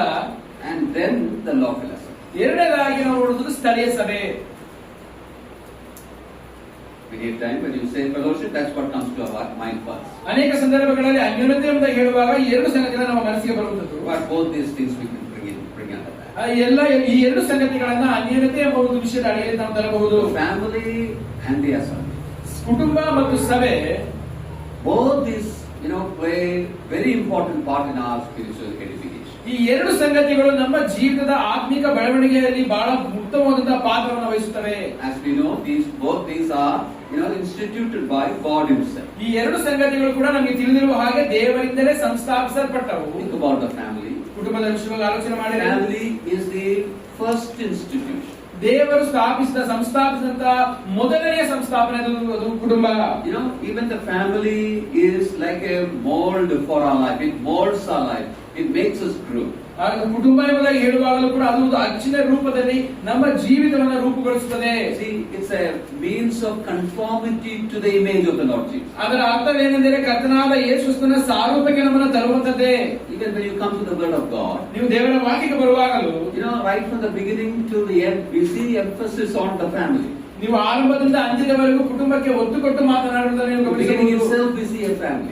ಆರಂಭದಲ್ಲಿ ಒಂದು ಕುಟುಂಬವನ್ನು ನೋಡುತ್ತೇವೆ, Adam and family. ಅಲ್ಲಿ ಆದಾಮನ ಕುಟುಂಬವನ್ನು ನೋಡುತ್ತೇವೆ. And in the end of that book itself, we see the Lord Jesus and the church as a family. ಈ ಪುಸ್ತಕದ ಅಂತ್ಯಕ್ಕೆ ಬರುವಾಗ ಕರ್ತನಾದ ಯೇಸು ಕ್ರಿಸ್ತನು ಮತ್ತು ಆತನ ಕುಟುಂಬ ಎಂಬುದಾಗಿ ನೋಡುತ್ತೇವೆ. And in between, we see lot of illustrations about family. ಈ ಎರಡು ಕುಟುಂಬಗಳ ಮಧ್ಯದಲ್ಲಿ ನಾವು ಓದುವಂತಹ ಸಂಗತಿಗಳಲ್ಲಿ ಅನೇಕ ಕುಟುಂಬಗಳ ಉದಾಹರಣೆಗಳನ್ನು ನೋಡುತ್ತೇವೆ. And instructions are there many. ಅನೇಕ ಆದೇಶಗಳು, ಸೂಚನೆಗಳು ಕೊಡಲ್ಪಟ್ಟಿವೆ. How we have to talk in the family. ನಮ್ಮ ಕುಟುಂಬದಲ್ಲಿ ಹೇಗೆ ಮಾತನಾಡಬೇಕು, how our behavior ought to be. ನಮ್ಮ ವರ್ತನೆ ಹೇಗಿರಬೇಕು. Well, what is the role of the husband? What's the role of the wife? ಗಂಡನ ಪಾತ್ರವೇನು, ಹೆಂಡತಿಯ ಪಾತ್ರವೇನು. How children should be to the parents. ಮಕ್ಕಳು ತಂದೆ ಪೋಷಕರ ವಿಷಯದಲ್ಲಿ ಹೇಗೆ ನಡ್ಕೊಳ್ಳಬೇಕು. How parents ought to care for the children. ಪೋಷಕರು ಮಕ್ಕಳ ಆರೈಕೆ ಹೇಗೆ ಮಾಡಬೇಕು. A lot of things are being given there. ಅನೇಕ ಸಂಗತಿಗಳು ಕೊಡಲ್ಪಟ್ಟಿವೆ. See, the children ought to learn the word of God, the primary things in the home. ಮನೆಯಲ್ಲಿ ಮಕ್ಕಳು ದೇವರ ವಾಕ್ಯವನ್ನ ಕಲಿಯಬೇಕಾದಂತಹ ಪ್ರಾಥಮಿಕ ಸ್ಥಳ ಅದು ಮನೆಯಾಗಿದೆ. When we come to the book of Deuteronomy, ನಾವು ಧರ್ಮೋಪದೇಶ ಕಾಂಡಕ್ಕೆ ಬರುವಾಗ the Jewish people were instructed clearly how they have to give instruction from the word of God in the home itself. ಯಹೂದ್ಯರು ಹೇಗೆ ತಮ್ಮ ಮಕ್ಕಳಿಗೆ ದೇವರ ವಾಕ್ಯವನ್ನ ಕಲಿಸಿಕೊಡಬೇಕೆಂಬ ಒಂದು ಸೂಚನೆ ಹೇಳುವಾಗ ಅದನ್ನು ಮನೆಯಿಂದಲೇ ಆರಂಭ ಮಾಡಬೇಕೆಂಬ ಹೇಳಿದ್ದಾರೆ. If you look at the way the children were brought up in the Israelite homes, ನೀವು ಇಸ್ರಾಯೇಲರ ಮನೆಗಳಲ್ಲಿ ಮಕ್ಕಳನ್ನು ಬೆಳೆಸುವಂತ ರೀತಿ ನೀವು ಗಮನಿಸುವುದಾದರೆ it was very much orderly, systematic. ಅದನ್ನ ಒಂದು ಕ್ರಮಬದ್ಧವಾದ ರೀತಿಯಲ್ಲಿ ಮಾಡುತ್ತಿದ್ದರು. They had the rule at what time, what at what age, what all things should be known by the children. ಆ ಮಗು ಇಂಥ ಪ್ರಾಯಕ್ಕೆ ಬಂದಾಗ ಯಾವ ಸಂಗತಿಗಳನ್ನ ಆ ಪ್ರಾಯದೊಳಗಾಗಿ ಕಲಿತಿರಬೇಕು. What all they should learn from their parents. ಅವರ ಪೋಷಕರಿಂದ ಏನೇನು ಸಂಗತಿಗಳನ್ನು ಕಲಿಯಬೇಕು. What time they start going to the synagogue to learn from there. ಅವರು ಪ್ರಾರ್ಥನಾಲಯಕ್ಕೆ ಹೋಗಿ ಅಲ್ಲಿಂದ ಕಲಿಯುವುದಕ್ಕೆ ಯಾವ ಪ್ರಾಯಕ್ಕೆ ಹೋಗಬೇಕು. Everything was systematic. ಎಲ್ಲ ಸಂಗತಿಗಳು ಕ್ರಮಬದ್ಧವಾಗಿ ಕೊಡಲ್ಪಟ್ಟಿವೆ. It's a model for us. ಅದು ನಮಗೊಂದು ಮಾದರಿಯಾಗಿದೆ. These days we have given all that to Sunday school teachers and youth leaders. ಈ ನಾವು ಹೇಳುವಂತದ್ದು ಎಲ್ಲಾ ಸಂಗತಿಗಳು ಯೌವನಸ್ಥರಿಗೂ ಮತ್ತು ಯೌವನ ಕೂಟವನ್ನು ನಡೆಸುವವರಿಗೂ ಮತ್ತು ಸಂಡೇ ಸ್ಕೂಲ್ ಅವರಿಗೆ ಕೊಡಲ್ಪಟ್ಟಿದೆ ಅಂತ Children ಹೇಳ್ತಾರೆ. should learn everything from there. ಮಕ್ಕಳು ಎಲ್ಲವನ್ನು ಅಲ್ಲಿಂದಲೇ ಕಲಿಯಬೇಕು. I'm not taking Sunday schools and youth meetings. ನಾನು ಭಾನುವಾರ ಶಾಲೆ ಯೌವನಸ್ಥರ ಕೂಟದ ವಿರುದ್ಧವಲ್ಲ. Why I mentioned this, they should primarily learn those things from the home. ಆದರೆ ನಾನು ಹೇಳುವುದು ಏನೆಂದರೆ ಈ ಎಲ್ಲಾ ಸಂಗತಿಗಳನ್ನ ಮಕ್ಕಳು ಪ್ರಾಥಮಿಕವಾಗಿ ಮನೆಯಲ್ಲಿ ಕಲಿಯಬೇಕು. If they don't hear it there and learn there first, even if they learn it in 100 places places outside, they are not going to follow it. ಅವರು ಮನೆಯಲ್ಲಿ ಈ ಸಂಗತಿಗಳನ್ನ ಕಲಿಯದೆ ತಿಳಿಯದೆ ಹೋದರೆ ಅವರು 100 ಸ್ಥಳಕ್ಕೆ ಹೋಗಿ ಕಲಿತರೂ ಕೂಡ ಅದನ್ನು ಅವರು ಹಿಂಬಾಲಿಸುವುದಿಲ್ಲ, ಅನುಸರಿಸುವುದಿಲ್ಲ. Home is very important for the spiritual growth of each and every believer. ಪ್ರತಿಯೊಬ್ಬ ವಿಶ್ವಾಸಿಗೂ ಮನೆಯು ಆತ್ಮಿಕ ಬೆಳವಣಿಗೆಗೆ ಬಹಳ ಪ್ರಾಮುಖ್ಯವಾದಂತಹ ಸ್ಥಳವಾಗಿದೆ. There are a lot of things I can say, but I am not going into the details because that's not our topic here. ಅನೇಕ ವಿಷಯಗಳ ಕುರಿತಾಗಿ ಹೇಳಬಹುದು, ಅದು ನನ್ನ ವಿಷಯ ಅಲ್ಲದ ಕಾರಣದಿಂದ ನಾನು ಹೇಳುತ್ತಿಲ್ಲ. The second area of fellowship I said was the assembly itself. ಎರಡನೇದಾಗಿ ನಾವು ಅನ್ಯೋನ್ಯತೆ ಹೊಂದಬೇಕಾದಂತಹ ಸ್ಥಳ ಎಂದು ನಾನು ಹೇಳುವಾಗ ಸ್ಥಳೀಯ ಸಭೆ ಅಂತ ಹೇಳಿದೆ. Earlier we read from Ephesians 4. ನಾವೀಗಾಗಲೇ ಎಫೆಸ 4 ಓದಿದ್ದೇವೆ. We saw about the gifted men. ಅಲ್ಲಿ ವರವಾಗಿರುವಂತಹ ವ್ಯಕ್ತಿಗಳ ಕುರಿತಾಗಿ ಓದಿದೆವು. They helps the believers to grow spiritually. ಅವರು ವಿಶ್ವಾಸಿಗಳು ಆತ್ಮಿಕವಾಗಿ ಅಭಿವೃದ್ಧಿ ಹೊಂದುವುದಕ್ಕೆ ಸಹಾಯ ಮಾಡುತ್ತಾರೆ. There in verse 12 we are told that they equips the saints. ಅಲ್ಲಿ ನಾವು 12ನೇ ವಚನ ಗಮನಿಸುವಾಗ ಅವರು ದೇವ ಜನರನ್ನ ಅಭಿವೃದ್ಧಿಗೊಳಿಸುತ್ತಾರೆ ಎಂದು And then they together involves in the work of the ministry. ಅವರೆಲ್ಲರೂ ಒಟ್ಟಾಗಿ ಸೇರಿ ದೇವರ ಕಾರ್ಯದಲ್ಲಿ ಒಟ್ಟಾಗಿ ಸೇರಿ ಮಾಡುತ್ತಾರೆ. It's all the members in the assembly. ಎಲ್ಲ ಅಂದ್ರೆ ಸಭೆಯಲ್ಲಿರುವಂತಹ ಎಲ್ಲಾ ವಿಶ್ವಾಸಿಗಳು ಒಟ್ಟಾಗಿ ಸೇರಿ And the edification of the body happens. ಆಗ ದೇವರ ಸಭೆ ದೇಹವೆಂಬ ಸಭೆಯ ಅಭಿವೃದ್ಧಿ ಉಂಟಾಗುತ್ತದೆ. That's the order. ಅದುವೇ ಕ್ರಮ. Assembly edification comes by their ministry. ಆ ದೇವರ ಸಭೆಯ ಅಭಿವೃದ್ಧಿಯಾದದ್ದು ಇಂಥವರ ಸೇವೆಯ ಮೂಲಕವಾಗಿ ಬರುತ್ತದೆ. And to become practical, ಅದು ಪ್ರಾಯೋಗಿಕವಾಗಿ ನಡೆಯಬೇಕಾದರೆ every believer should give importance to the fellowship of the local assembly. ಪ್ರತಿಯೊಬ್ಬ ವಿಶ್ವಾಸಿಯು ಸ್ಥಳೀಯ ಸಭೆಯ ಅನ್ಯೋನ್ಯತೆಗೆ ಆದ್ಯತೆಯನ್ನು ಕೊಡಬೇಕು. How much importance do we give for the fellowship of the saints? ಸಭೆಯ ಒಂದು ಆತ್ಮಿಕ ಅನ್ಯೋನ್ಯತೆಗೆ ನಾವು ಎಷ್ಟು ಪ್ರಾಮುಖ್ಯತೆ ಕೊಡ್ತೇವೆ? Do we come for the gatherings of the assembly? ನಾವು ಸಭೆಯ ಕೂಟಗಳಿಗೆ ಬರ್ತೇವಾ? What I noticed is this. ನಾನು ಗಮನಿಸಿರುವುದೇನೆಂದರೆ On Sunday morning, hall is full. ಭಾನುವಾರ ದಿವಸ ಸಭೆಯ ಸಂಪೂರ್ಣ ಎಲ್ಲ ಕುರ್ಚಿಗಳು ತುಂಬಿರ್ತವೆ. 100%. ಅದಕ್ಕೆ 100% ಹಾಜರಾತಿರ್ತದೆ. In good assemblies, ಕೆಲವು ಒಳ್ಳೆಯ ಸಭೆಗಳಲ್ಲಿ for Bible study it is 40%. ಸತ್ಯವೇದ ಅಧ್ಯಯನಕ್ಕೆ 40% ಜನ ಬರ್ತಾರೆ. I don't know how much it is here. ಇಲ್ಲಿ ಎಷ್ಟು ಗೊತ್ತಿಲ್ಲ ನನಗೆ. Commonly 40%. ಸಾಮಾನ್ಯವಾಗಿ 40% ಬರ್ತಾರೆ. Prayer meeting, ಪ್ರಾರ್ಥನೆ ಕೂಟ 10%. 10% ಮಾತ್ರ ಬರ್ತಾರೆ. In many places that's not there at all. ಇಲ್ಲಿ ಕೆಲವು ಸ್ಥಳಗಳಲ್ಲಿ ಪ್ರಾರ್ಥನಾ ಕೂಟವೇ ಇಲ್ಲ. I remember what I heard in one assembly where I visited. ನಾನು ಹೋಗಿದಂತ ಒಂದು ಸಭೆಯಲ್ಲಿ ನಾನು ಕೇಳಿದಂತ ಒಂದು ಸತ್ಯವು ನನ್ನ ನೆನಪಿಗೆ ಬರ್ತಿದೆ. The list of announcements is there. ಅಲ್ಲಿ ಪ್ರಕಟಣೆಗಳನ್ನ ಒಂದು ಪಟ್ಟಿ ಇತ್ತು. They announce many things. ಅವರು ಅನೇಕ ಸಂಗತಿಗಳನ್ನು ಹೇಳುತ್ತಾರೆ. The last item was this.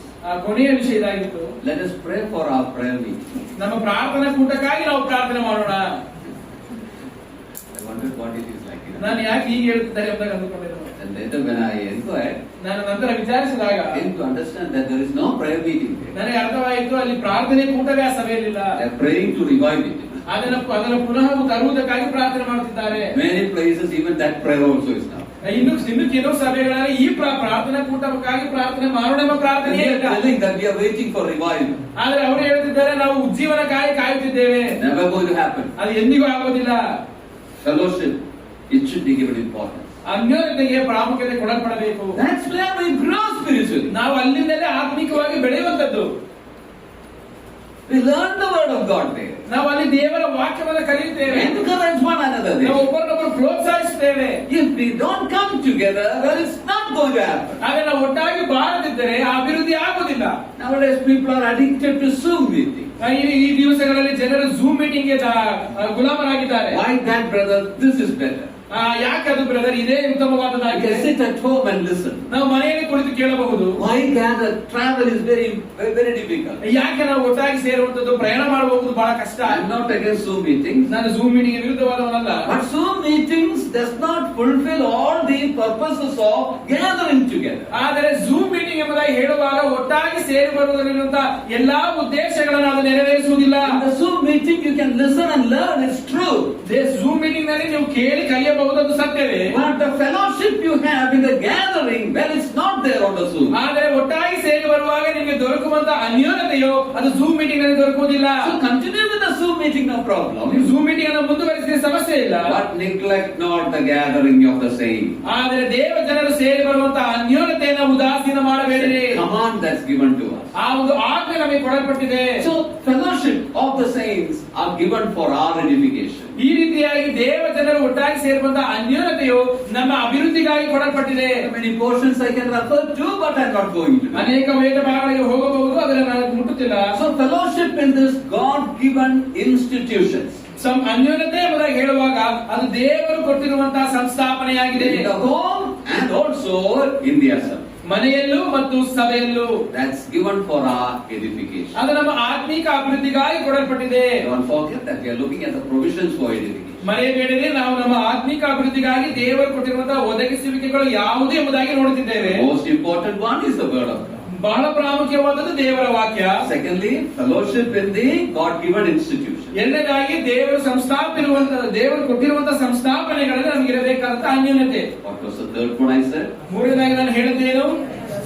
Trials or suffering. ಕಷ್ಟಗಳು ಅಥವಾ ಬಾಧೆಗಳು. There's nobody, without suffering. ಇಲ್ಲಿ ಕಷ್ಟಗಳಿಲ್ಲದೆ ಇರುವವರು ಯಾರೂ ಇಲ್ಲ. Everyone has got sufferings in their life. ಪ್ರತಿಯೊಬ್ಬರು ಅವರ ಜೀವಿತಗಳಲ್ಲಿ ಕಷ್ಟಗಳನ್ನು ಹೊಂದಿದ್ದಾರೆ. The measure of or the character of the sufferings may differ from person to person. ಆ ಕಷ್ಟದ ಒಂದು ಮಾಪನವಾದ ವ್ಯಕ್ತಿಗಿಂತ ವ್ಯಕ್ತಿಗೆ ವಿಭಿನ್ನವಾಗಿರಬಹುದು. Some it may be physical problems. ಕೆಲವರದು ಶಾರೀರಿಕವಾದಂತಹ ಕಷ್ಟಗಳಾಗಿರಬಹುದು. For another it may be problems in the job. ಇನ್ನು ಕೆಲವರಿಗೆ ಅದು ಕೆಲಸದಲ್ಲಿ ಇರುವಂತಹ ಕಷ್ಟಗಳಾಗಿರಬಹುದು. For another problems in the family. ಕೆಲವರಿಗೆ ಕುಟುಂಬದಲ್ಲಿ ಸಮಸ್ಯೆಗಳಾಗಿರಬಹುದು. Peter and James, they call it as diverse temptation. ಪೇತ್ರನು ಮತ್ತು ಯಾಕೋಬನು ಅದನ್ನು ವಿವಿಧ ನಾನಾ ರೀತಿಯ ಕಷ್ಟಗಳು ಎಂದು ಹೇಳುತ್ತಾರೆ. Manifold, many colored. ಅನೇಕ ಬಣ್ಣಗಳುಳ್ಳಂತಹ ಕಷ್ಟಗಳು. That word manifold is used in connection with the colors in the rainbow. ಆ ಒಂದು ನಾನಾ ರೀತಿಯ ಬಣ್ಣಗಳು ಎಂಬುದಾಗಿ ಹೇಳುವಾಗ ಆ ಮುಗಿಲು ಬಿಲ್ಲಿನಲ್ಲಿ ಬರುವಂತಹ ಅನೇಕ ಬಣ್ಣಗಳಿಗೆ ಸಂಬಂಧಪಟ್ಟ ಹೇಳುವಂತಹ ಪದ. So various colors. ನಾನಾ ರೀತಿಯ ಬಣ್ಣಗಳು. So our problems. ಅದೇ ರೀತಿಯಾಗಿ ನಮ್ಮ ಕಷ್ಟಗಳು ಕೂಡ ನಾನಾ ರೀತಿಯುಳ್ಳದಾಗಿದೆ. Very often I say like this. ಹಾಗಾಗಿ ನಾನು ಈ ರೀತಿಯಾಗಿ ಹೇಳ್ತೇನೆ. Well, there is nobody without sufferings. ಇಲ್ಲಿ ಯಾರು ಕೂಡ ಕಷ್ಟಗಳಿಲ್ಲದೆ ಇರುವವರಿಲ್ಲ. But don't somebody come and say like this. ಆದರೂ ಕೆಲವರು ಈ ರೀತಿಯಾಗಿ ಹೇಳ್ತಾರೆ. Brother, I don't have any sufferings at all. ನನಗೆ ಯಾವ ಕಷ್ಟಗಳಿಲ್ಲ brother. Even that is a suffering. ಆದ್ರೆ ಅದುವೇ ಒಂದು ಕಷ್ಟ. Because we need suffering. ಯಾಕೆ ನಮಗೆ ಕಷ್ಟಗಳು ಬೇಕು. That's why the Lord gives all this to us. ಈ ಕಾರಣದಿಂದಲೇ ಕರ್ತನಿವನ್ನೆಲ್ಲ ನಮಗೆ ಕೊಡ್ತಾನೆ. So God allows sufferings in our life. ದೇವರು ಕಷ್ಟಗಳನ್ನು ನಮ್ಮ ಜೀವಿತದಲ್ಲಿ ಅನುಮತಿಸುತ್ತಾನೆ. If you come to the scripture, ನೀವು ದೇವರ ವಾಕ್ಯಕ್ಕೆ ಬರುವಾಗ it clearly tells that they are given for our refinement. ಅದು ನಮ್ಮನ್ನು ಶುದ್ಧೀಕರಿಸುವುದಕ್ಕಾಗಿ ಕೊಡಲ್ಪಟ್ಟಿದೆ ಎಂಬುದಾಗಿ ದೇವರ ವಾಕ್ಯ ಹೇಳುತ್ತದೆ.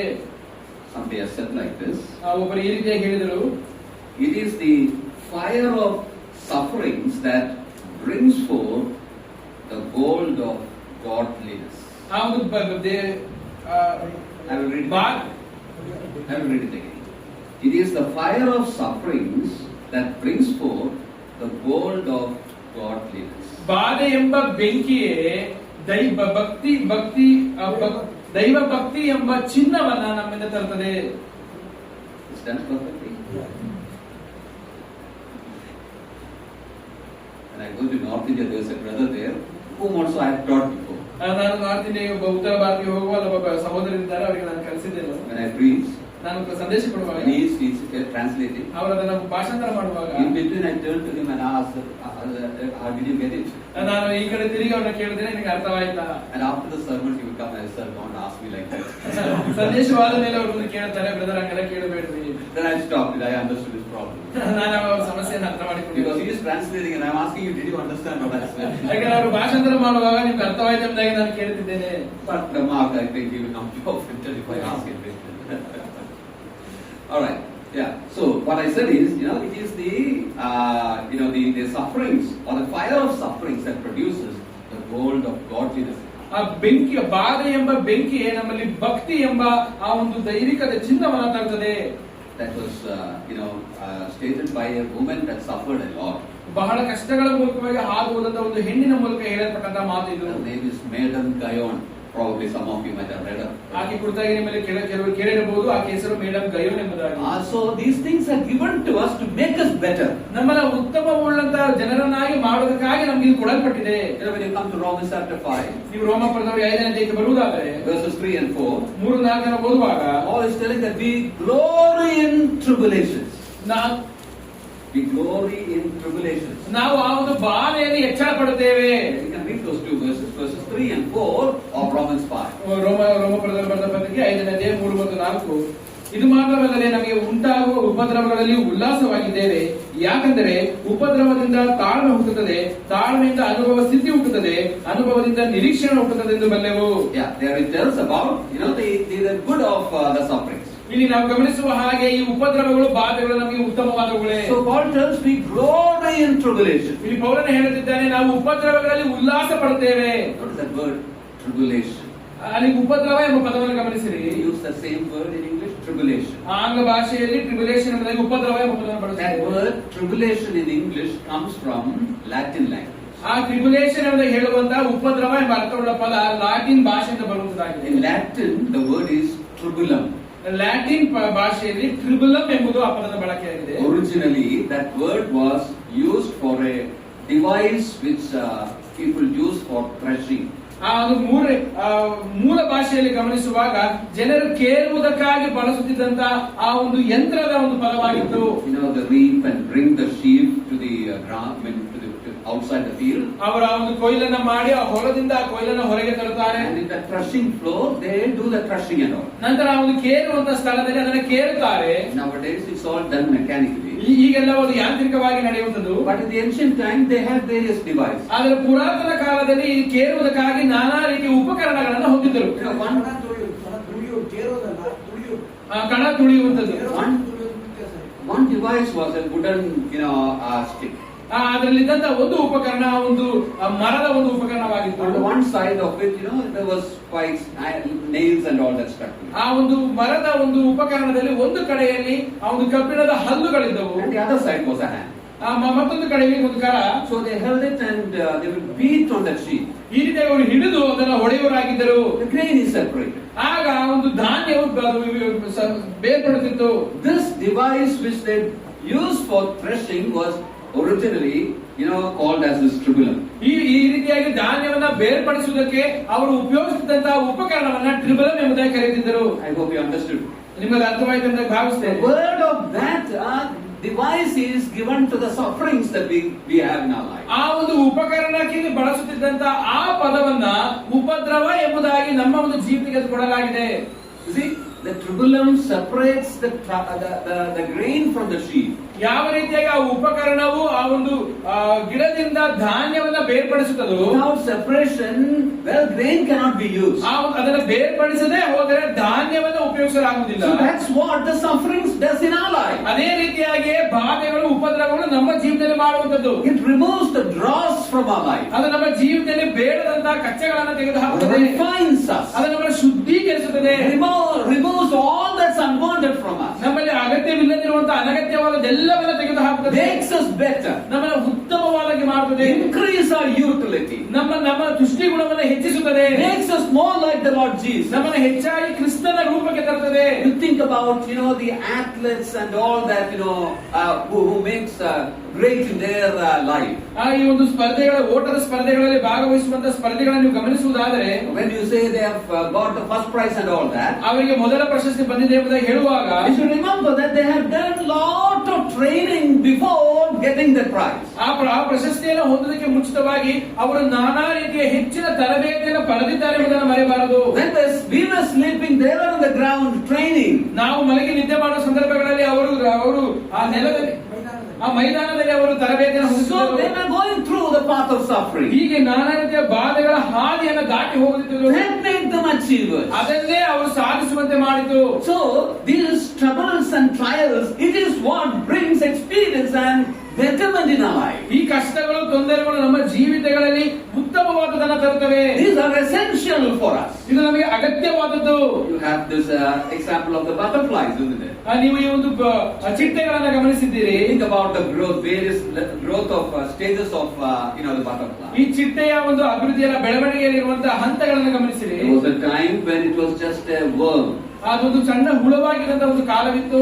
No beauty at all. ಅದರಲ್ಲಿ ಯಾವ ಸುಂದರತೆ ಇರಲಿಲ್ಲ. One fine day, the caterpillar comes. ನಂತರ ಅದನ್ನು ಗಮನಿಸುವಾಗ ಅದೊಂದು ಹುಂಡೆಯಾಗಿ ಬದಲಾಗುತ್ತದೆ. The caterpillar, the big worm. ಆ ಕಂಬಳಿ ಹುಳವನ್ನು ಗಮನಿಸುತ್ತೇವೆ. Yeah, that's beautiful, but we don't like to touch it.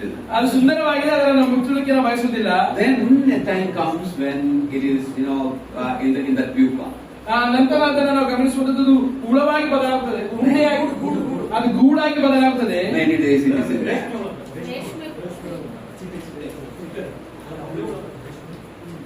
That's it? Yeah. Okay. ಗೂಡಾಗುತ್ತದೆ.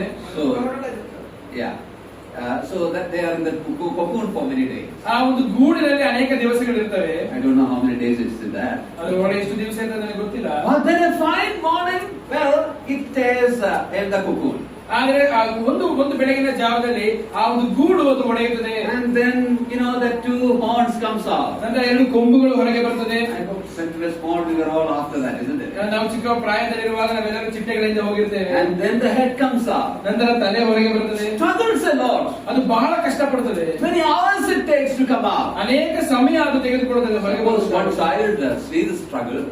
ಒಮ್ಮೆ ಒಂದು ಮಗು ಆ ಚಿಟ್ಟೆ ಪಡುವಂತ ಕಷ್ಟವನ್ನ ನೋಡಿದ್ರಿಂದ ಭಾವಿಸಿಕೊಳ್ಳಿದೆ. The child says, I will help this butterfly. ಒಂದು ವೇಳೆ ಆ ಮಗು ನಾನು ಚಿಟ್ಟೆಗೆ ಸಹಾಯ ಮಾಡ್ತೇನೆ ಅಂತ ಅಂದ್ಕೊಂಡು it tears that cocoon. ಆ ಒಂದು ಗೂಡನ್ನ ಸ್ವಲ್ಪವಾಗಿ ಅದು ಅಗಲ ಮಾಡುತ್ತದೆ. And helps it to come out. ಆಗ ಚಿಟ್ಟೆ ಈಚೆ ಬರೋದಕ್ಕೆ ಸಹಾಯ What will happen? ಆಗ ಆಗೋದೇನು? It will die, it will not fly at ಆ all. ಚಿಟ್ಟೆ ಹಾರದೆ ಸತ್ತು ಹೋಗುತ್ತದೆ. The struggles are the steps that the Creator has given to it. ಈ ಬಾಧೆಗಳೆಲ್ಲವೂ ಕೂಡ ಆ ಚಿಟ್ಟೆಗಾಗಿ ದೇವರು ಕೊಟ್ಟಿರುವಂತಹ ಹಂತಗಳು. It's essential for its strength and growth. ಅದರ ಬೆಳವಣಿಗೆಗೂ ಬಲಕ್ಕೂ ಅದು ಅಗತ್ಯವಾದದ್ದು. If that's not there, it cannot fly at all. ಆ ಬಾಧೆಗಳು ಕಷ್ಟಗಳು ಇಲ್ಲದೆ ಹೋದರೆ ಚಿಟ್ಟೆ ಹಾರಲಿಕ್ಕೆ ಸಾಧ್ಯವಿಲ್ಲ. It will never become beautiful butterfly like that. ಅದು ಎಂದಿಗೂ ಸುಂದರವಾದಂತಹ ಅಂದವುಳ್ಳಂತಹ ಚಿಟ್ಟೆಯಾಗುವುದಕ್ಕೆ ಸಾಧ್ಯವಿಲ್ಲ. So are the sufferings in our life. ಅದೇ ರೀತಿಯಾಗಿ ಬಾಧೆಗಳು ನಮ್ಮ ಜೀವಿತದಲ್ಲೂ ಕೂಡ When we go through that, ನಾವು ಅದನ್ನು ಹಾದು ಹೋಗುವಾಗ it's difficult, no doubt. ಅದು ಕಷ್ಟವೇ ಎಂದು ಅದರಲ್ಲಿ ಅನುಮಾನವಿಲ್ಲ. But when we are through that, ಆದರೆ ಅದನ್ನು ನಾವು ಹಾದು ಹೋದ ಮೇಲೆ when we come to the other side, ನಾವು ಮತ್ತೊಂದು ಕಡೆಗೆ ಬರುವಾಗ we will be able to turn back and say, praise the Lord for all those experiences. ನಾವು ಹಿಂದೆ ತಿರುಗಿ ಆ ಎಲ್ಲಾ ಅನುಭವಗಳಿಗಾಗಿ ದೇವರಿಗೆ ಸ್ತೋತ್ರವಾಗಲಿ ಎಂಬುದಾಗಿ ಹೇಳಲಿಕ್ಕೆ ಶಕ್ತರಾಗುತ್ತೇವೆ. Very often we think of Joseph in connection with that. ಇದಕ್ಕೆ ಸಂಬಂಧಪಟ್ಟಾಗ ಅನೇಕ ಸಂದರ್ಭಗಳಲ್ಲಿ ಯೋಸೇಫನನ್ನು ನಾವು ಆಲೋಚನೆ ಮಾಡ್ತೇವೆ. Think about all the sufferings that he went through. ಯೋಸೇಫನು ಆಗುವಂತ ಎಲ್ಲಾ ಬಾಧೆಗಳನ್ನು ನೆನಪು ಮಾಡಿಕೊಳ್ಳಿರಿ. I hope none of us have gone through all such sufferings. ಈಗ ನಮ್ಮಲ್ಲಿ ಅನೇಕ ಮಂದಿ ಅಂತ ಬಾಧೆಗಳನ್ನು ಹಾದು ಹೋಗಿಲ್ಲ ಎಂಬುದಾಗಿ ನಾನು ನೆನೆಸ್ತೇನೆ. Brothers and sisters and all might have hated us. ಸಹೋದರ ಸಹೋದರಿ ನಮ್ಮನ್ನು ಒಂದು ವೇಳೆ ದ್ವೇಷಿಸಬಹುದು. No one has put us in a pit. ಆದ್ರೆ ನಮ್ಮನ್ನು ಯಾರು ಹಳ್ಳಕ್ಕೆ ಹಾಕಿಲ್ಲ. No one has sold us to the Ishmaelites. ನಮ್ಮನ್ನು ಯಾರು ಇಷ್ಮಾಯೇಲರಿಗೆ ಮಾರಿಲ್ಲ. But think about Joseph. ಆದ್ರೆ ಯೋಸೇಫನ ಕುರಿತು ಯೋಚನೆ ಮಾಡಿರಿ. He was hated by the brethren. ಸಹೋದರರಿಂದ ದ್ವೇಷಿಸಲ್ಪಟ್ಟನು, sold out, ಮಾರಲ್ಪಟ್ಟನು. and there he had difficulties. ಅಲ್ಲಿ ಕಷ್ಟಗಳಿದ್ದವು. Potiphar's house, ಪೋತಿಫರನ ಮನೆಯಲ್ಲಿ ಕಷ್ಟಗಳಿದ್ದವು. God sent him through all that to make him the prime minister in Egypt. ಆದರೆ ಐಗುಪ್ತ ದೇಶದಲ್ಲಿ ಅವನು ಒಂದು ಪ್ರಧಾನ ಸ್ಥಾನಕ್ಕೆ ಬರುವುದಕ್ಕಾಗಿ ದೇವರು ಯೋಸೇಫನಿಗೆ ಇವೆಲ್ಲವನ್ನ ಹಾದು ಹೋಗುವಂತೆ ಮಾಡಿದನು. If Joseph had known that this is the end purpose of God, ಒಂದು ವೇಳೆ ಯೋಸೇಫನಿಗೆ ನನ್ನ ಅಂತ್ಯ ಉದ್ದೇಶ ಇದೆ ಎಂಬುದಾಗಿ ಮೊದಲೇ ಗೊತ್ತಿದ್ದರೆ he would have been happy to go through all that. ಈ ಎಲ್ಲಾ ಸಂಗತಿಗಳನ್ನು ಹಾದು ಹೋಗುವುದಕ್ಕೆ ಯೋಸೇಫನು ಸಂತೋಷ He ಪಡುತ್ತಿದ್ದನು. never knew what would be at the end. ಆದರೆ ಅಂತ್ಯ ಏನಾಗಿದೆ ಎಂಬುದಾಗಿ ಅವನಿಗೆ ಎಂದಿಗೂ ತಿಳಿದಿರಲಿಲ್ಲ. You see, for us also that's the same case. ಈ ಸಂಗತಿಗಳು ನಮ್ಮ ವಿಷಯದಲ್ಲೂ ಸತ್ಯವಲ್ಲವೇ? We may be having lot of sufferings. ನಮ್ಮಲ್ಲೂ ಕೂಡ ಅನೇಕ ರೀತಿಯ ಬಾಧೆಗಳುಂಟು. Remember all that are from our God, from our Father who loves us. ಆದರೆ ಎಲ್ಲಾ ಬಾಧೆಗಳು ಕಷ್ಟಗಳು ನಮ್ಮ ದೇವರು ನಮ್ಮ ತಂದೆಯಿಂದಲೇ ಬರುತ್ತದಾಗಿ It's given as a tribulum for us. ಈ ಎಲ್ಲಾ ಸಂಗತಿಗಳು ಟ್ರಿಬುಲಮ್ ಆಗಿ ಉಪದ್ರವವಾಗಿ ನಮಗೆ ಕೊಡಲ್ಪಟ್ಟಿದೆ. He is refining us. ಆತ ನಮ್ಮನ್ನು ಶುದ್ಧೀಕರಿಸುತ್ತಿದ್ದಾನೆ. Making us like his son. ತನ್ನ ಮಗನ ಸಾರೂಪಕ್ಕೆ ನಮ್ಮನ್ನು ತರುತ್ತಿದ್ದಾನೆ. It's essential for us ಅದು spiritually. ನಮ್ಮ ಆತ್ಮಿಕ ಅಭಿವೃದ್ಧಿಗೆ ಅಗತ್ಯವಾದದ್ದು. So he allows all. ಈ ಕಾರಣದಿಂದ ಆತನು ಅದನ್ನು ಅನುಮತಿಸುತ್ತಾನೆ. But the good of the sufferings to happen in our life, ಆದರೆ ಒಂದು ಬಾಧೆಯಿಂದ ನಮ್ಮಲ್ಲಿ ಜೀವಿತಗಳಲ್ಲಿ ಉತ್ತಮವಾದ ಸಂಭವಿಸಬೇಕಾದರೆ we should respond to it, receive it and respond to it in a godly manner. ಆ ಒಂದು ಬಾಧೆಯನ್ನ ನಾವು ಸ್ವೀಕರಿಸಿ ಅದನ್ನ ದೈವಿಕವಾದ ರೀತಿಯಲ್ಲಿ ಅದಕ್ಕೆ ನಾವು ಪ್ರತಿಕ್ರಿಯಿಸಬೇಕು. We have to learn from it. ನಾವು ಅದರಿಂದ ಕಲಿತುಕೊಳ್ಳಬೇಕು. God's grace is very much essential. ಇದಕ್ಕೆ ದೇವರ ಕೃಪೆ ಅಗತ್ಯವಾದದ್ದು. The grace is available. ಆದರೆ ಆ ಕೃಪೆಯು ಲಭ್ಯವಿದೆ. Word of God, ದೇವರ ವಾಕ್ಯ, fellowship, ಅನ್ಯೋನ್ಯತೆ, trials. ಕಷ್ಟಗಳು. What was the last one? ಅಂತಿಮವಾದದ್ದೇನು? Temptation. ಶೋಧನೆಗಳು. Temptations of our growth. ಶೋಧನೆಗಳು ನಮ್ಮ ಅಭಿವೃದ್ಧಿಗ. It can provide growth in us if you respond to it rightly. ಶೋಧನೆಗಳಿಗೆ ನೀವು ಸರಿಯಾಗಿ ಪ್ರತಿಕ್ರಿಯಿಸಿದರೆ ಮಾತ್ರ ಅದು ನಮ್ಮ ಅಭಿವೃದ್ಧಿಗೆ ಕಾರಣವಾಗುತ್ತದೆ. If we yield to it, instead of growth, it brings deadness in us. ನಾವು ಶೋಧನೆಗೆ ನಮ್ಮನ್ನು ನಾವು ಒಪ್ಪಿಸಿಕೊಡುವುದಾದರೆ, ಅದಕ್ಕೆ ಪ್ರತಿಕ್ರಿಯಿಸುವುದಕ್ಕೆ ಬದಲಾಗಿ ಒಪ್ಪಿಸಿಕೊಡುವುದಾದರೆ ಅದು ನಮಗೆ ಮರಣವನ್ನು ತರುತ್ತದೆ. When we come to James chapter 1, ನಾವು ಯಾಕೋಬನ ಮೊದಲ ಅಧ್ಯಾಯಕ್ಕೆ ಬರುವಾಗ in verses 15 and 16, we see James telling about it. 15-16 ಯಾಕೋಬನನ್ನು ಹೇಳುವುದನ್ನು ಗಮನಿಸುತ್ತೇವೆ. He says the temptations and all that comes from the enemy, devil. ಅಲ್ಲಿ ಎಲ್ಲಾ ಪ್ರೇರಣೆಗಳು ಅದು ಸೈತಾನದಿಂದ ಬರುತ್ತದೆ ಎಂಬುದಾಗಿ He ಹೇಳ್ತಾನೆ. entices us. ಸೈತಾನ ನಮ್ಮನ್ನು ಪ್ರೇರೇಪಿಸುತ್ತಾನೆ. If we follow that, ನಾವು ಅದನ್ನು ಹಿಂಬಾಲಿಸುವುದಾದರೆ, and if we fail for it, ಅದನ್ನು ಗೆಲ್ಲುವುದರಲ್ಲಿ ನಾವು ಸೋತು ಹೋದರೆ it leads us to death. ಅದು ನಮ್ಮನ್ನು ಮರಣಕ್ಕೆ ನಡೆಸುತ್ತದೆ. James is speaking to the believers. ಇಲ್ಲಿ ಯಾಕೋಬನು ವಿಶ್ವಾಸಿಗಳಿಗೆ ಇದನ್ನು ಬರೆಯುತ್ತಿದ್ದಾನೆ. Not telling about unbelief. ಅವಿಶ್ವಾಸಿಗಳ ಬಗ್ಗೆ ಹೇಳ್ತಿಲ್ಲ. He's telling about the believers. ಅಲ್ಲಿ ವಿಶ್ವಾಸಿಗಳ ಕುರಿತು ಹೇಳ್ತಿದ್ದಾನೆ. Immediately after that, he said, do not be, deceived, O brethren. 16ನೇ ವಚನ ಗಮನಿಸುವಾಗ ನನ್ನ ಪ್ರಿಯ ಸಹೋದರರೇ ಮೋಸ ಹೋಗಬೇಡಿರಿ ಎಂಬುದಾಗಿ ಹೇಳ್ತಿದ್ದಾನೆ. It's clearly that he's speaking to the believers. ಅದನ್ನು ಗಮನಿಸುವಾಗ ವಿಶ್ವಾಸಿಗಳಿಗೆ ಹೇಳ್ತಿದ್ದಾನೆ ಎಂಬುದು ಬಹಳ ಸ್ಪಷ್ಟವಾಗಿದೆ. What is the death there? ಅಲ್ಲಿ ಮರಣ ಅಂದರೆ ಅರ್ಥವೇನು? It's not losing salvation. ಅದು ರಕ್ಷಣೆಯನ್ನು ಕಳ್ಕೊಳ್ಳುವುದಲ್ಲ. James is speaking practically. ಇಲ್ಲಿ ಯಾಕೋಬನು ಪ್ರಾಯೋಗಿಕವಾಗಿ ಮಾತನಾಡುತ್ತಿದ್ದಾನೆ. Death there indicates a useless, lifeless. ಅಲ್ಲಿ ಮರಣ ಎಂಬುದಾಗಿ ಹೇಳುವಾಗ ನಿಷ್ಪ್ರಯೋಜನವಾದಂತಹ ಉಪಯೋಗವಿಲ್ಲದಂತಹ ಜೀವಿತ. It's a good illustration for us. ಅದು ನಮಗೆ ಒಂದು ಉತ್ತಮವಾದಂತಹ ಉದಾಹರಣೆ. It's about that mobile phone that we use. ಇನ್ನು ನಾವು ಉಪಯೋಗಿಸುವಂತಹ ಮೊಬೈಲ್ ಫೋನ್ ಅನ್ನು ಗಮನಿಸುವ ಹಾಗೆ We all have mobile phones. ನಮ್ಮೆಲ್ಲರ ಬಳಿ ಮೊಬೈಲ್ ಫೋನ್ ಇದೆ. When the charge is gone, ಆ ಒಂದು ಮೊಬೈಲ್ ಫೋನ್ ಅಲ್ಲಿ ಚಾರ್ಜ್ ಬ್ಯಾಟರಿ ಕಳೆದು ಹೋದ್ರೆ what do we call it then? ಅದನ್ನ ನಾವು ಏನಂತ ಹೇಳ್ತೇವೆ? My phone is dead. ಜೆಡ್ ಫೋನ್ ಉಪಯೋಗಕ್ಕಿಲ್ಲದ್ದು. Does it mean that now it is of no use? ಅಂದ್ರೆ ಅದರ ಅರ್ಥ ಅದರಿಂದ ಯಾವ ಉಪಯೋಗ ಇಲ್ಲ ಎಂಬುದಾಗಿ ಅರ್ಥವೇ? I'm going to throw it? ಅದನ್ನು ಬಿಸಾಕ್ತೇನಾ? Let me know first. ಒಂದು ವೇಳೆ ನಾವು ಬಿಸಾಕುವುದಾದ್ರೆ ನನಗೆ ಮೊದಲು ಹೇಳ್ತೀನಿ. We don't throw it. ನಾವು ಅದನ್ನ ಬಿಸಾಕುವುದಿಲ್ಲ. We charge it. ಅದಕ್ಕೆ ನಾವು ಚಾರ್ಜ್ ಹಾಕ್ತೇವೆ. So when there is no charge, we say the phone is dead. ಅಂದ್ರೆ ಚಾರ್ಜಿಂಗ್ ಇಲ್ಲದಿರುವಾಗ ಫೋನ್ ಉಪಯೋಗವಿಲ್ಲ, ಸತ್ತಿದೆ ಎಂಬ ರೀತಿಯಲ್ಲಿ ಹೇಳ್ತೇವೆ. Many believers are like that. ಅನೇಕ ವಿಶ್ವಾಸಿಗಳು ಹೀಗೆ Dead. ಸತ್ತ ಸ್ಥಿತಿಯಲ್ಲಿ ಇದ್ದಾರೆ. I'm not telling you about the salvation. ನಾನು ರಕ್ಷಣೆ ಕುರಿತಾಗಿ ಹೇಳ್ತಿಲ್ಲ. They're saved, no doubt. ಅವರು ರಕ್ಷಣೆ ಸತ್ತೇವೆ, But useless. ಆದರೆ ಪ್ರಯೋಜನವಿಲ್ಲದವರು. They can't receive any message. ಅವರು ಯಾವ ಸಂದೇಶವನ್ನು ಅವರು They ಸ್ವೀಕರಿಸುವುದಿಲ್ಲ. can't send any message. ಅವರು ಯಾವ ಸಂದೇಶವನ್ನು ಕಳಿಸುವುದಿಲ್ಲ. No one can reach out to them. ಅವರ ಬಳಿ ಹೋಗಲಿಕ್ಕೆ ತಲುಪಲಿಕ್ಕೆ ಯಾರಿಗೂ ಆಗುವುದಿಲ್ಲ. Always out of reach. ಎಲ್ಲಾ ಸಂದರ್ಭಗಳಲ್ಲಿಯೂ ವ್ಯಾಪ್ತಿ ಪ್ರದೇಶದ ಹೊರಗಿದ್ದಾರೆ. I hope you understood. ನಿಮ್ಮದು ಅರ್ಥವಾಯಿತು ಎಂದಾಗಿ ಭಾವಿಸುತ್ತೇನೆ. That's not the condition that God desires from our life. ಆದರೆ ದೇವರು ನಮ್ಮಿಂದ ಬಯಸುವಂತದ್ದು ಇಂತಹ ಒಂದು ಸ್ಥಿತಿ ಅಲ್ಲ. When you yield to sin, that's what happens. ನೀವು ಪಾಪಕ್ಕೆ ಒಪ್ಪಿಸಿಕೊಡುವಾಗ ಆಗುವಂತದಿದೆ. But elsewhere we see that we should resist the devil. ಆದರೆ ನಾವು ಓದುವಂತದ್ದು ಇನ್ನೊಂದು ಕಡೆ ನಾವು ಓದುವಂತ ಸೈತಾನನನ್ನ ಎದುರಿಸಿರಿ ಎಂದು ಓದುತ್ತೇವೆ. We ought to resist him. ನಾವು ಅವನನ್ನ ಎದುರಿಸಬೇಕು. When we resist, ನಾವು ಅವನನ್ನು ಎದುರಿಸುವಾಗ our spiritual muscles become stronger. ನಮ್ಮ ಆತ್ಮಿಕವಾದಂತಹ ಸ್ನಾಯುಗಳು ಬಲಗೊಳ್ಳುತ್ತವೆ.